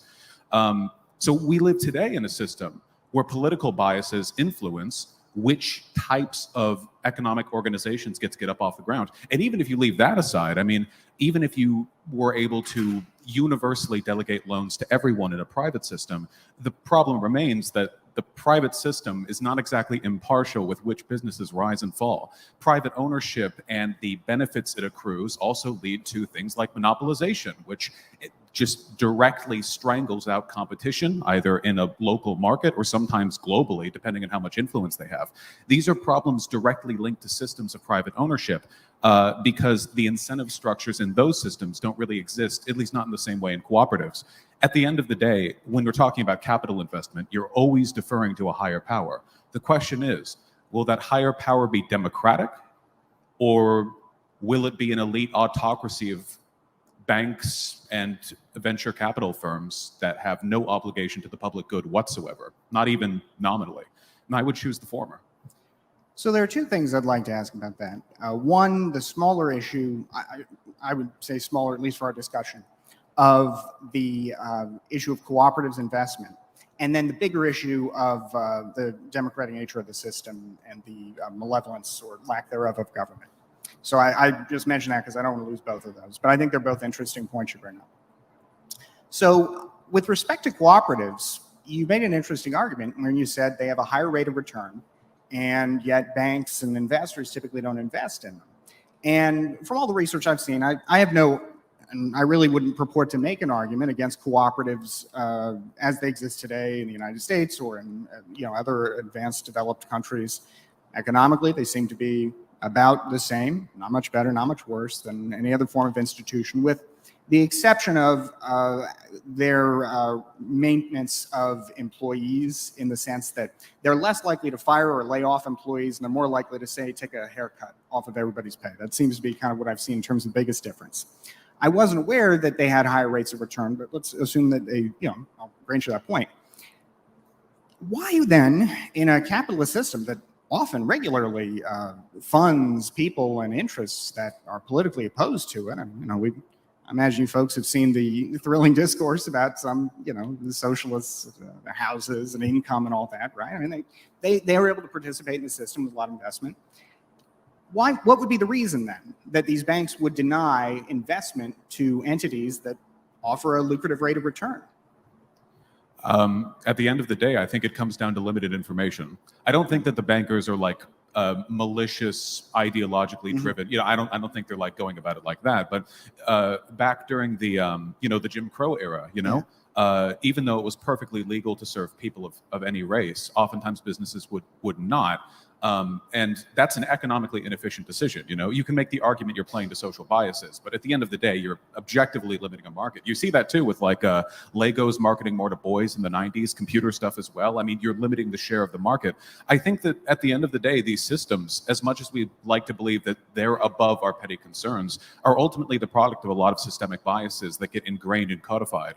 And cooperatives are just not very well understood in this country. Which is a shame. They're growing. There are more cooperatives today in America than there have been in a long time, and an interest in them is rising, which makes sense because we live in an era of unprecedented worker discontent, at least since the Great Depression. And worker cooperatives have a very, very, very, very great difference in how people who work there feel, their general level of happiness. It makes sense that it would be rising up in these times.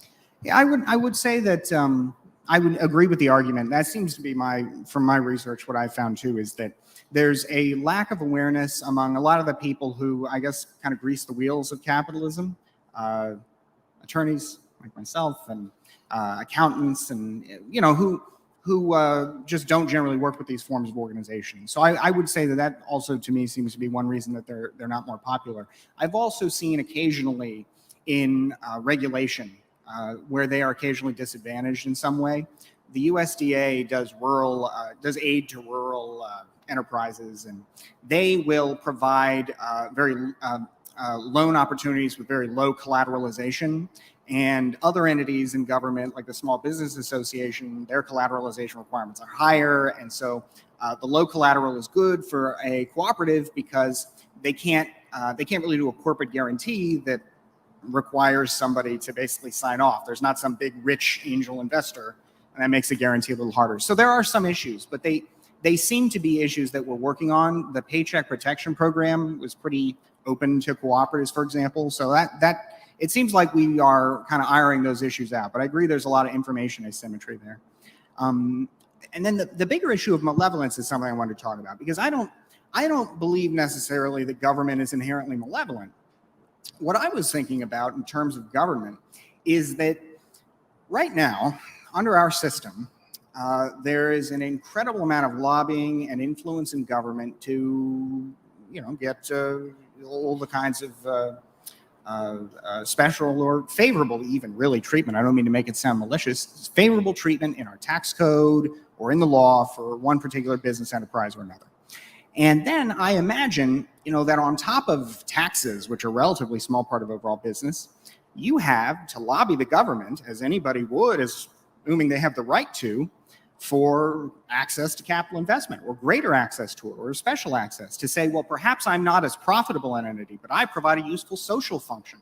One thing in particular that concerns me is the example of Yugoslavia, where they had capital investment that was devoted specifically to firms that had large numbers of employees, whether they were efficient or not. It became a kind of backhanded subsidy for laborers. The entire economy is dragged down by this. And I don't see a reason why here in the United States, where our own policies often favor entities with lots of employees over entities that are efficient or innovative, would really be any different. I just imagined that, like every other country in the world, lobbyists would kind of make the process less economically efficient than the competitive rules of a capitalist order do, however imperfectly they do.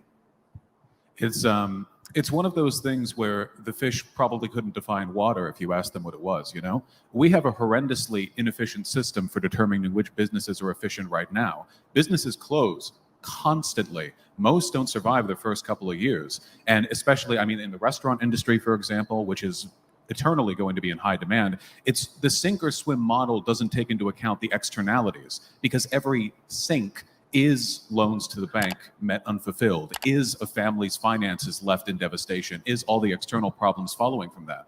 And this happens every year to hundreds of thousands of people, not just here, but all around the world. When we look at other systems, we often see their downsides, of which there are no doubt many with any, but we're so sometimes, I think, unwilling to consider what they're being compared to.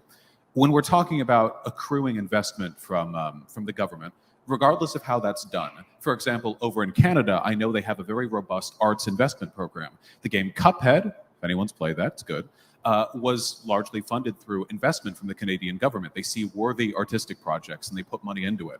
It seems to produce good results, probably not universally applicable to all businesses, but I think it speaks to an alternative model, maybe something that we could dip our toes into.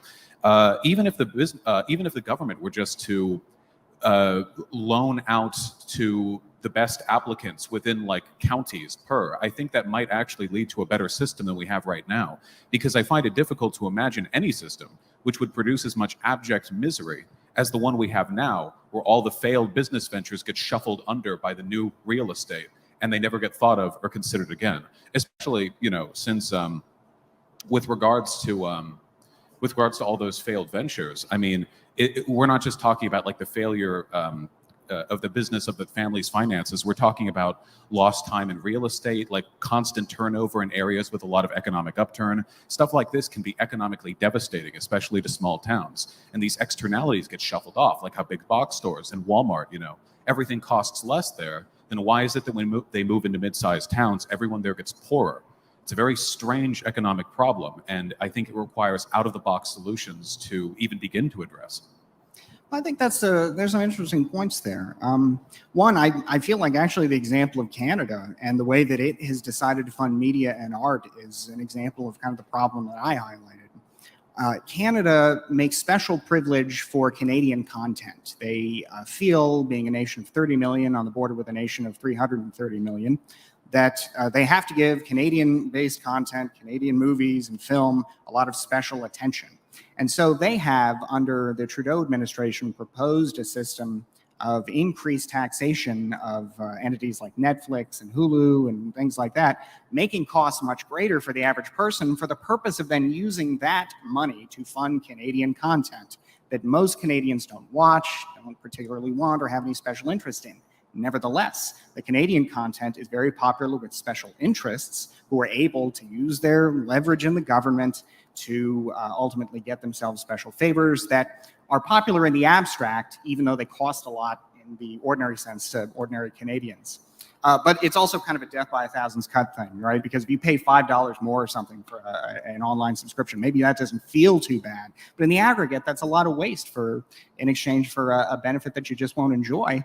And then you imagine that kind of stuff happening across every sector instead of the special sectors that are able to capture state favors in our liberal democratic system. So that's one point I'd raise. That's kind of an example to me of some of the things I fear happening across all industries. But another point that Vaush mentioned, I think is a very important point that you mentioned, I think is a very good point, is the fact that a lot of businesses will fail. I think you said it was like, how many, on average? I think that it's like nearly 2/3 rate for the first 3 years. Yeah, I think I could be. I've heard numbers like that too. And I think it's important to note that there are a couple of things to consider. And this is where I would especially hope that a lot of libertarians are open to what it is I'm about to say. So for me, as a good neoliberal shill, I really like trade. I think free trade has been a blessing and a boon for the United States and indeed for, I'd say, the whole world, but especially the United States, this being the original globalist country that is most responsible, I think, for defining the terms of the international economic order as we enjoy today. Well, unfortunately, trade, though I think it benefits more people and society in the aggregate, does come with costs. The North American Free Trade Agreement, our opening of trade relations with China, have led to massive benefits for most, but they've been small and broadly dispersed across society for everybody, right? A massive benefit for society, but broadly dispersed. The pain that has resulted, on the other hand, from these free trade agreements in the sense of closed factories, lost jobs, has been much smaller in the aggregate, but that pain is much more noticeable, much more severe on the individual level, and it's much more visible, and it's much easier to craft a political narrative on. Because if I tell you, yes, well, my television set is now 33% cheaper and I can have a much bigger one and all the rest of it, that's great. Yeah, who cares, really? I mean, I got my TV. You don't care about that. On the other hand, somebody tells you about how their town has been hollowed out. They've got a fentanyl addiction. They've got all these crumbling factories, and things used to be, oh, so much better back in the good old days. Well, maybe not for society as a whole, but for them, obviously so. And so we've got to have a society that is more ready to help people who are in distress, because it is essential, and it's essential we do this, because if we don't, we risk losing the benefits that come with things like free trade or business turnover. When businesses are destroyed, that doesn't have to mean the end of the road for the people who lose their jobs or the people who lose their business. Indeed, one of the great things about forming a corporation is that it's limited liability for you as an individual. You got a chance to start over. You don't have to lose the shirt on your back, If we can work to increase some of the benefits that we give to people who maybe lose their jobs as a result of trade, we have some basic income guarantees, some universal health insurance, some of the things that folks in not just European countries, but some of our peer countries in Taiwan take care of, we don't have to worry about the political blowback that understandably results when people feel like they have lost out in a system that may be benefiting people in the aggregate, but for them individually, well, their life maybe is worse. So we got to, instead of telling people, hey, look, you got to be happy where you're at on principle. No, you got to provide for people in some capacity, because if we don't, the lessons of the 20th century seem to be pretty clear that people will look to worse alternatives. Well, if there's one thing on which I'll unambiguously agree with any neoliberal shill, it's this. I'm no nationalist. I do think that trade and people should flow across borders however they please. And to that end, there is an undeniable good which has been produced from a modern global economy. I will not bemoan the decrease in tech prices over the past 30 years. I kind of rely on it, at least when I was starting up.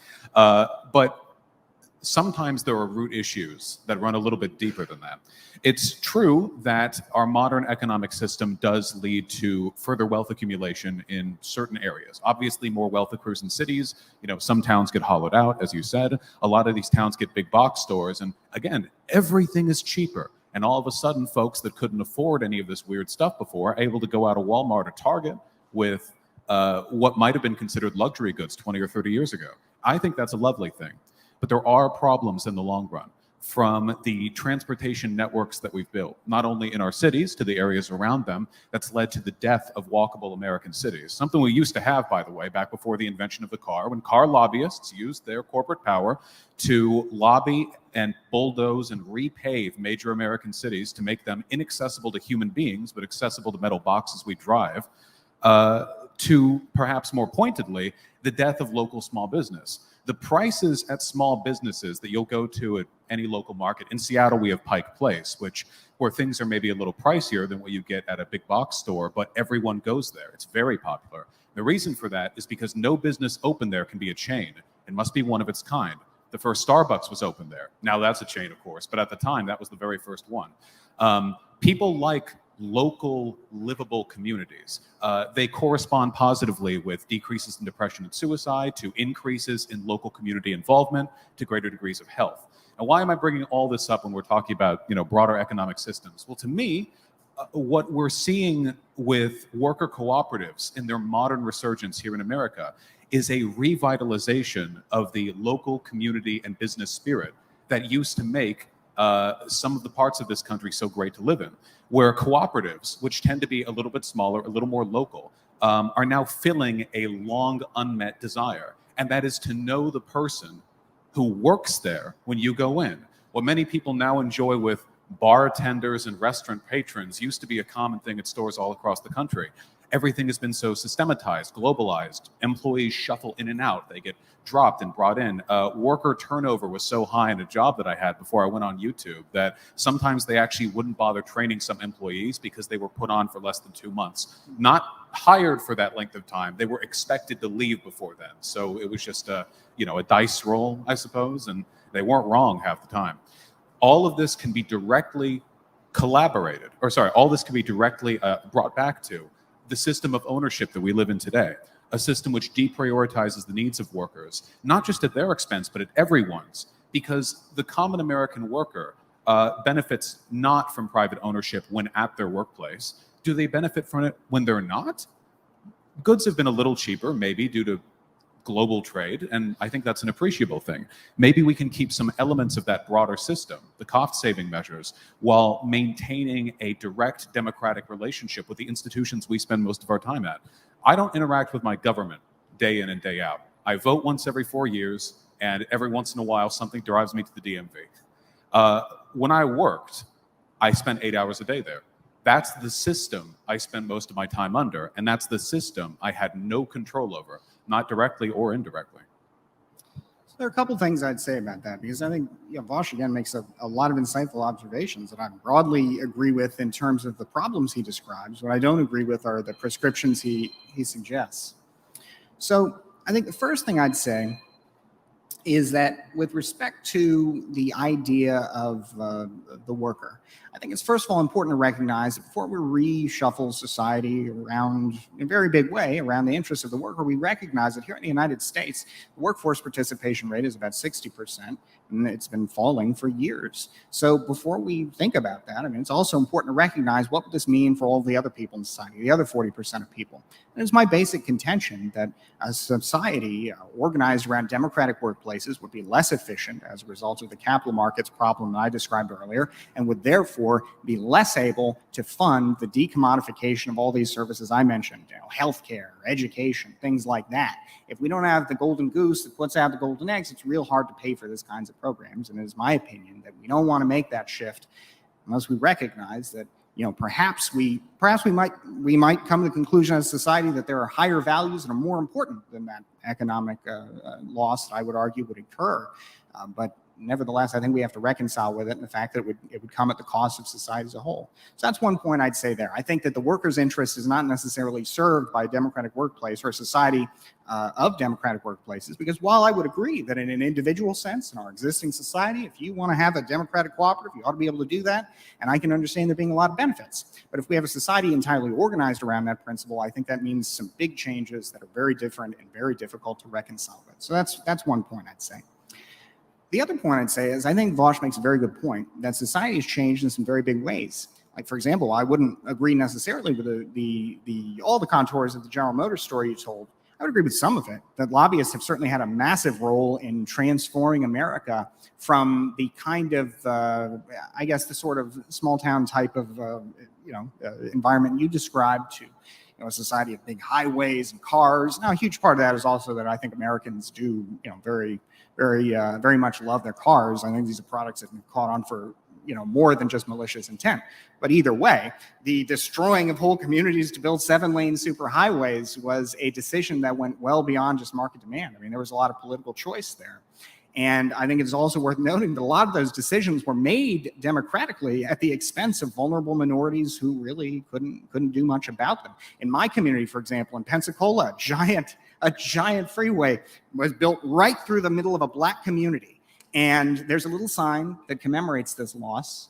And this loss was the result of a democratically elected government operating in accordance with democratic principles. This is in 1975. It was still imperfect at the time, but even if all the people had had all the voting rights, they would have been outvoted. And unfortunately, I don't know that the result would have been much different if we didn't have the kind of modern appreciation that we have for small communities and for recognizing all the damage that cars do. But I think there's one other point to remember here, that with respect to the loss of small town America in some ways, and not to oversimplify what you were saying, but some of what you mentioned there. One of the biggest problems I think in America is that we have what I might call, for lack of a better term, I don't mean this as an insult, boomer socialism is what the Wall Street Journal calls it. And that's the practice of taking housing, for example, and making it very difficult to build new housing for the sake of preserving the land values at the expense of perhaps the property rights of the people who own, existing homeowners, making it very difficult to build dense housing, making it very difficult to build small commercial enterprises, because this whole system has made it very difficult to rent them at affordable prices. And so you end up with big box stores, which are, I would agree, although I do like me a good 3 a.m. trip to Walmart, which I would agree are a little less aesthetically pleasing and come with their own costs, though I, of course, wouldn't argue against their benefits. It's worth noting that housing, healthcare in this country, which we've got the worst of all systems. We don't have a free market system, and we don't have a universal system. We have a half-universal, jury-rigged system that provides universal healthcare of a sort to everybody over 65 and to people who are very poor until you get to that point, and in the middle, good luck. So we've got the worst of that, because we've got now, we spend as much as many countries per capita in terms of healthcare coverage, sometimes very much more, and we get very much less for it. We spend very much more for housing, and we get very much less for it. And then we have the same problem with education, though I would argue that's less of a problem, given that even when you go through that whole process, you're still going to have a higher earning potential. But nevertheless, those 3 areas, housing, healthcare, and education, the costs have driven through the roof because primarily of bad policy. We know that's the case because with other sectors, consumer goods of all sorts, food, electronics, clothing, prices have gone down where government policy has been less onerous and less destructive to society as a whole. So it's worth remembering that if we want to live in a free society, we have to reconcile ourselves with the fact that we in the 20th century gave up a lot of freedom.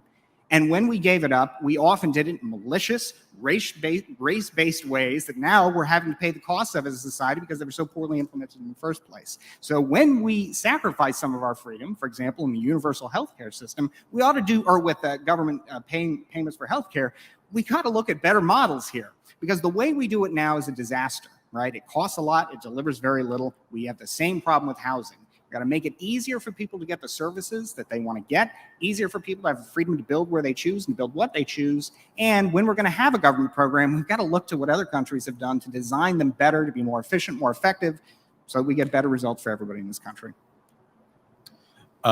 There's a theme in the contention that I see here, and I think perhaps two, one of which I'd like to address first, which is the idea that the democratization of the workplace would conflict with our dreams of progress.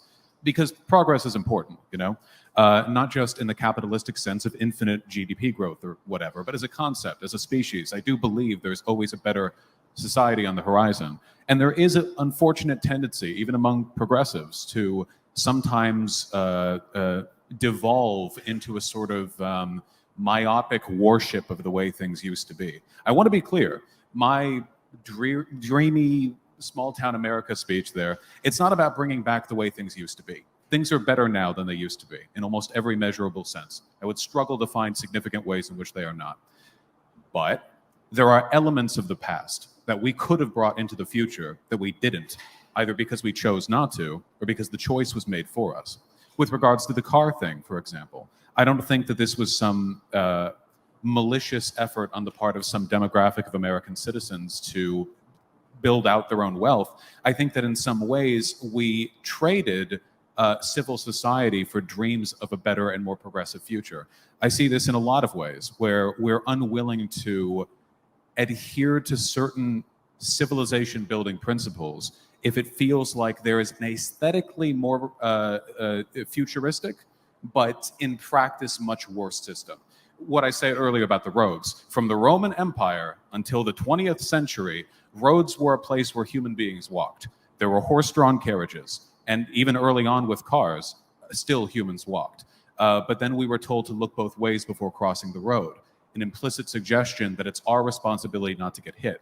I know what you're thinking, with the cars. Of course, we need to be careful with roads. Cars nowadays, there are many, many times more. But even if you look towards Denmark or the Netherlands, their public transportation systems are light years ahead of ours, which are more socially efficient because it means fewer people have to spend money on cars and car maintenance, which costs the average American about $9,000 a year, a significant portion of a person's paycheck, especially at a median income. It means that there's a gatekeep between accessibility to certain social services, depending on whether you're wealthy or poor. Poor people in cities who don't have cars here in America are shafted beyond belief. They might as well just go ahead and walk out and find some desolate field to lay down in. Some of these cities are unlivable without a car, There are better systems. And the way towards those systems might not be some gigantic revolution. It might be a willingness to invest in them. You talked earlier about the golden goose, the ability to accrue tax revenue for social services. But here in the US, we've got a pretty dismal welfare state. So clearly private ownership isn't doing us any favors in that respect either. I think it's about a social willingness to sacrifice what feels like a little bit of personal freedom for the enhancement of everybody's, not just other people's, yourselves as well. In some infinitesimal way, all of us, when we pay our taxes, do contribute to systems that we benefit from minor regulatory ones that allow us to breathe the air and drink the water, to large sweeping ones like the United States military, which, while I can't say I'm a huge fan of, at the very least, its existence as a concept is something that the state relies on. So whether we're talking about public transportation, which is something which has myriad economic benefits we should be exploring as a nation, or democratic ownership of the means of production, let's look at it incrementally. What steps are we willing to make? If you're concerned about the externalities of these systems, then maybe try to redress banking's investment bias against cooperatives with a few government incentives, state by state even. It doesn't have to be federal. And as we'll see with time, and I believe this very firmly, if you work at a cooperative, you will be happier. There's a reason why self-ownership is such a dream in this country. It's great to be on top, but not everyone can be on top. By definition, we don't live on a single plateau, but we can build a system where everyone can share in the benefits of being on top, have a little bit of control in the places they live. Local government, local systems, local democracies, funneling together into something larger. And if we do it well, we do it incrementally, we see it functions, maybe we can take it to the big stage. So I think I appreciate some of what Vaush has said there, and I disagree with other parts of it.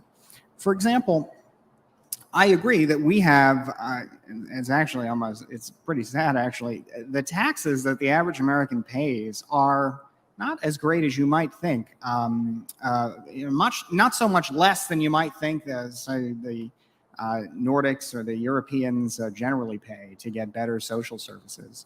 Like I was trying to say earlier, one of the biggest problems we have in the United States is, especially when you consider federal, state, and local taxes, all of that in the aggregate, you compare that to some of these other countries, they do have a higher percentage of taxes overall. But again, it's not so much higher than you might think, given the extra services that they seem to get. And a big problem that we have in the United States is that we have designed a lot of these programs in a patchwork fashion.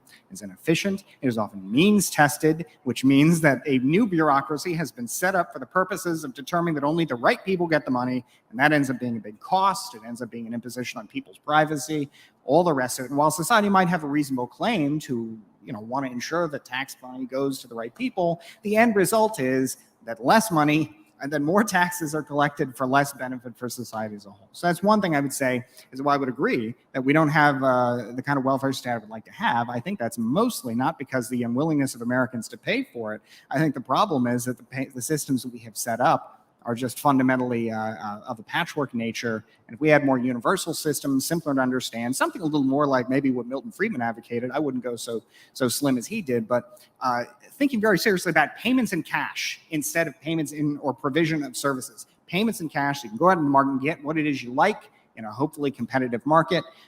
He wanted, I believe, a negative income tax that would have been, I was thinking about Andrew Yang's basic income, but I'm not a fan of Andrew Yang anymore. The negative income tax, so the idea of being able to have a certain amount of money sort of guaranteed. It was a high number. I don't think you can do that for everything, but that's one example of how we could provide better services more affordably, more efficiently to people without having to think about how we're going to send taxes through the roof in the process and give people more meaningful freedom in the process of how they use those benefits. So that's one thing.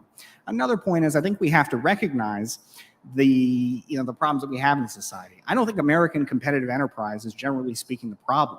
Well, I can't speak to the sentiment that Vaush mentioned with respect to employees feeling just generally more satisfied and happier. I didn't really see a lot of that.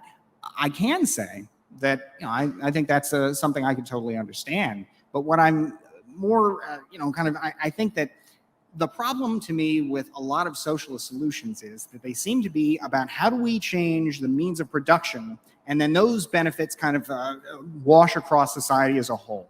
And I don't think the lessons of history really support that kind of analysis. I think the best way to go is to have a capitalist economy that is as efficient and powerful as possible, and then we tax that capitalist economy as necessary to pay for social programs for the purpose of ensuring that we've got a society that people feel like they've got a stake in, that they feel like they can depend upon, so that we avoid the kind of abject hopelessness that a lot of people, rightly or wrongly, may feel in our modern society.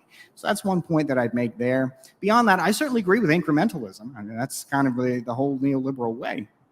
But I think it's important to recognize, too, the nature of the problems that we have in the United States. I don't think they're really focused so much on business. I think the biggest problems we have in the United States, again, are housing, healthcare, and education, and those are the result of bad policies, not really the failure of, say, the capitalist system, more like the failure of Americans to live up to their own capitalist principles, trying to protect their home values, for example, against their neighbors, with no real moral justifiable claim on doing so. In the process, making it more expensive for everybody else in society to live, making it harder for young people to buy homes, all for the purpose of basically protecting the land values of existing people. And folks, if you've never been to a rezoning hearing, oh my God, that is the most racially repulsive experience I've ever had, in the sense of hearing people get up there and say, I don't want those people in my neighborhood in front of the people in their neighborhood.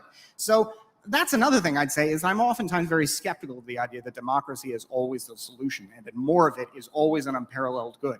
Democracy is an important thing with respect to government, because with government, hey, you don't have a choice, right? It's real damn hard, unfortunately, to leave not only your own town, your own state, but your own country in particular. And so we need democracy for a variety of reasons, but for one important reason, because it's just so hard governments have a lot of power over you, and you're very much stuck with the government you got. When it comes to companies, it's a little easier to move around, and we should make it easier to move around with more of the kind of universal benefits that I mentioned earlier, instead of the problems right now where we tie people to their jobs with healthcare and with making housing very expensive. So there are a lot of things we need to do, but I don't think it's about the productive side of the economy. I think it's more about the distributive side and the regulatory side. Before Vaush responds, I'll let the beginning of your response be able to respond to that, but I want to propose this because I want this to be sure to be covered in this debate.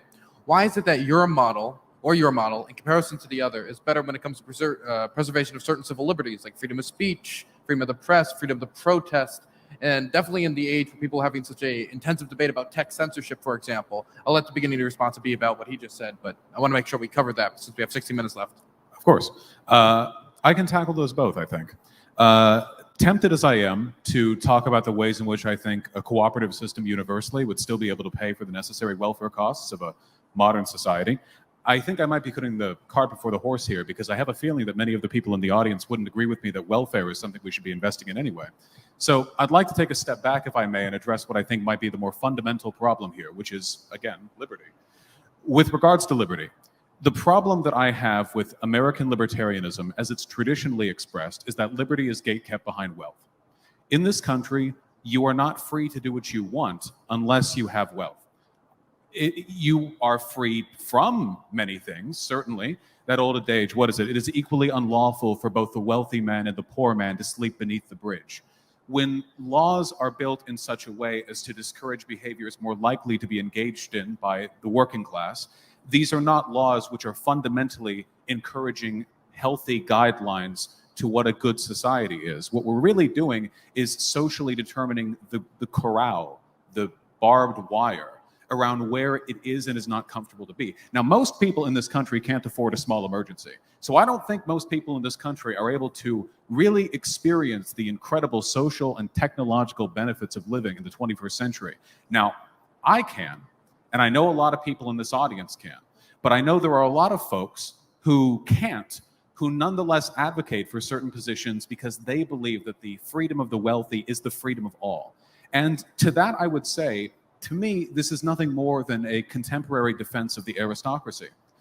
Back in feudal Europe, to be a lord or a lady, I suppose, what you really, at the fundamental level, needed to do was have a large army and conquer a given bit of land, and you just asserted your will on the local population in a manner which is not at all corporate in the sense that it was directly and governmentally authoritarian, sure, but it was a freedom, wasn't it? After all, we're not directly talking about violence against common people. We're talking about higher level political conflict. And then as a result of it, an aristocrat has the opportunity now to control the land around them. And if you work there, that's you working for your rent, essentially. That's a type of freedom we decided was harmful to the freedom of others. The freedom of the few aristocrats was not more important than the freedom of the many, many, many serfs. Some people think this is hyperbolic, and to an extent it is. But I think that it's a similar logic. We should be promoting freedoms which are truly universal, absolutely and utterly without any requirements, because that's what freedom is. Freedom can't be conditional, because when freedom becomes conditional, you're only enforcing a class system.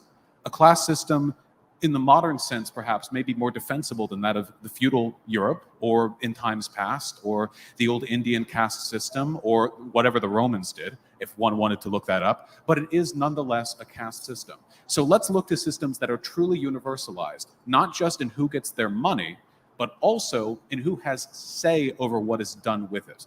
And when it comes to democratically run corporations, not only do you accrue the many benefits I spoke of earlier, higher happiness, lower turnover, greater capital investment, higher rate of return because of lower chance of being closed, and those are good benefits, by the way, you also get a common understanding. This society that I live in is mine. Every brick, every tile, every window, every roof tile, everything in it is mine and everyone else's. I have a direct investment in the well-being of myself and my neighbor, because when you believe that and your neighbor believes that, both of you are better off. It's the social contract. And while competitiveness is a valuable part, not just of the human spirit, but also of modern economies, it can at times lead us to believe that conditional benefits are the same thing as universal liberation. So I reject that. And I would hope that many people in the audience, who I'm sure would disagree with me on a lot of stuff, would agree that a truly fair libertarian society would be one where the benefits of all are ensured by the incentive structures and systems that we've built, not just a small privileged few, because if you run down that road, I mean, eventually, and you've seen corporate towns, I'm sure historically, eventually you just get back to feudalism. I think everything gets back to feudalism with enough, time and free non-intervention engagement outside of some kind of broader power structure. You create a power vacuum outside of any intervention. So that's my opinion on that. And I'd be happy to address the point you mentioned earlier as well.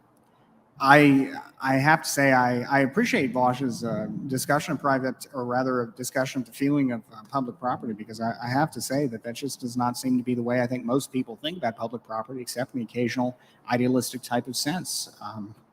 For everybody in society to own something is for nobody to own it. It's for the state to own it. It's for the people who are legally able to exercise power over that thing to own it. So I reject the idea that something that is socially owned is something you feel like you very much have a stake in. I feel like I have a stake, for example, when I drive past a military base or when I drive past a public school. But at the end of the day, in terms of the authority I have over that property, it is very little to none. And I think it is important to recognize that, while democracy is important, the democracy does not automatically really change that reality, right? You still have to go through the laborious process, and it is a worthwhile process, and I would say it is a noble process. But nevertheless, the process of exercising your will, convincing other people to get to your side, and then you can exercise change as you see fit, but certainly never alone, always with others. That's not a bad thing. That's how democracy works. But I don't think I think it's important not to overestimate the very real difference between public property and private property. Private property is a meaningful thing because, when you can acquire it, it means that you have the ability to exercise authority over that property. Not unlimited, of course, but certainly much greater than you would over, say, a form of public property that you have no ownership right in. So that's one point I'd say. Another point I would say is I reject the idea, despite all the problems that I've highlighted here, that our system does not still, perhaps more than ever in some ways, materially benefit most people in this country. The middle class. I saw this recently, actually, in a chart from a great guy by the name of Scott Lincecum, who works at the Cato Institute, where he showed that the middle class has shrunk. And also the lower class has shrunk because there are more people who are wealthy in the United States than there have been really ever before. Now, it's not an appreciably great difference, but there have been increases in wealth in this country in the past, say, 20 years. We've had some serious economic crises, unfortunately, and we're still arguably in the midst of one. But it is worth taking the long view sometimes, too, and recognizing that in this country, we've had not just a great amount of wealth accumulation, but a great amount of opportunity for a lot of people. And I mean, you can see it in the miracles in our friggin' pockets here, the kind of, incredible technology that provides all kinds of wonderful new jobs and opportunities. It's important not to lose sight of that stuff, folks, because when you do, you look at some of the societies that have given that kind of thing up in the past, and I think it's easy to forget just kind of how much we have in this country and maybe take it for granted. But it is also very important, and this would also, I think, go out to a lot of libertarians here, not to say, well, you see, you have the opportunity to make it just as well as I did, and therefore, I'll just kind of sit there and stew in a principled starvation if you're not doing so well. No. You cannot argue people into suffering based on principles alone. And I really do believe that. You've got to give people some material basis for hope in a better future, some material basis for a sense of security, and a feeling that, if I try for a better life, I try something different, I'm not going to necessarily end up completely destitute and hopeless. It is important to account for that, because when that happens, and when it is not accounted for, it becomes a core of populist movements that we are seeing more vicious than ever in this country.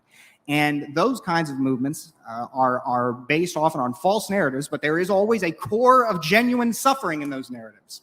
And I think it is important that we recognize that the state has an important role to play to relieve what Milton Friedman called, justly, acute distress and misery. The state's got to alleviate that so that the rest of the competitive order that delivers all these benefits I've been talking about at length here has the room to work, and people feel like they've got a chance, got a stake in it, feel that the whole business of private property is something that they can be a part of too. Because if it's not, well, then you're in real trouble. So I think in that sense, I believe that capitalism preserves, or rather, liberal capitalism, liberal democracy.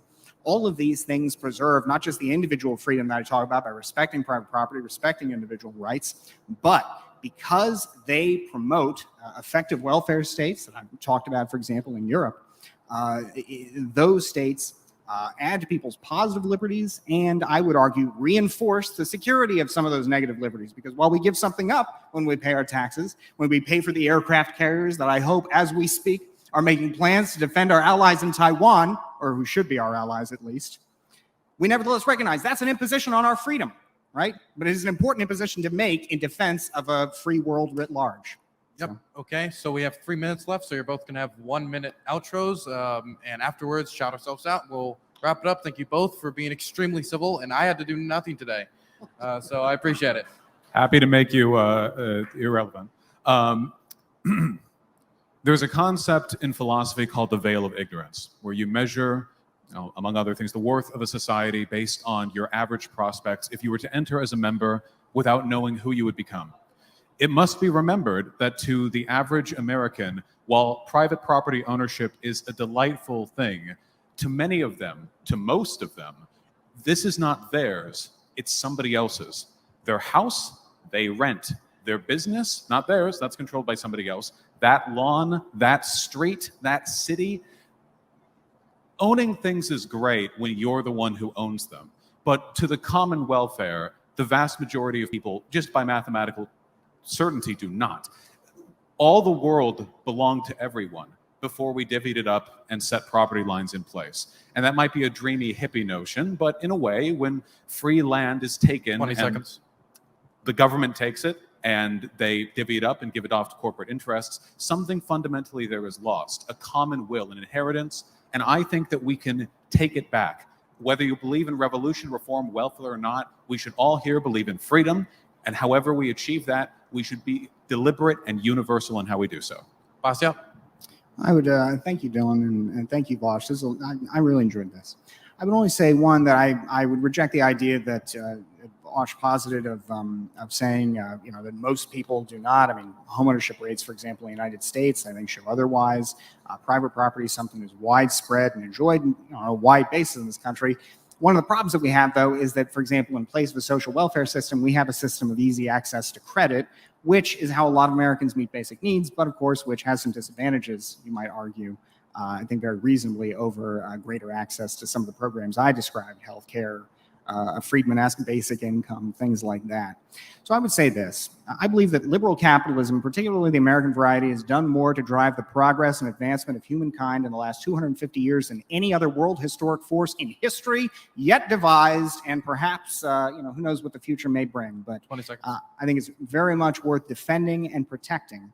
And I would hope that for those of you who agree with me on the basics of that, that you would also agree with me that it's important we recognize that there are other important elements that must be protected, a strong military that can help us and our democratic allies defend one another against rising authoritarians, the People's Republic of China in particular, and also a social welfare state that can help Americans feel like, hey, you know what? Look, capitalism is great, but I also don't have to feel like I'm going to be flat on my back if I don't win out from it. It's important to remember that. So thanks Thank again. you so much.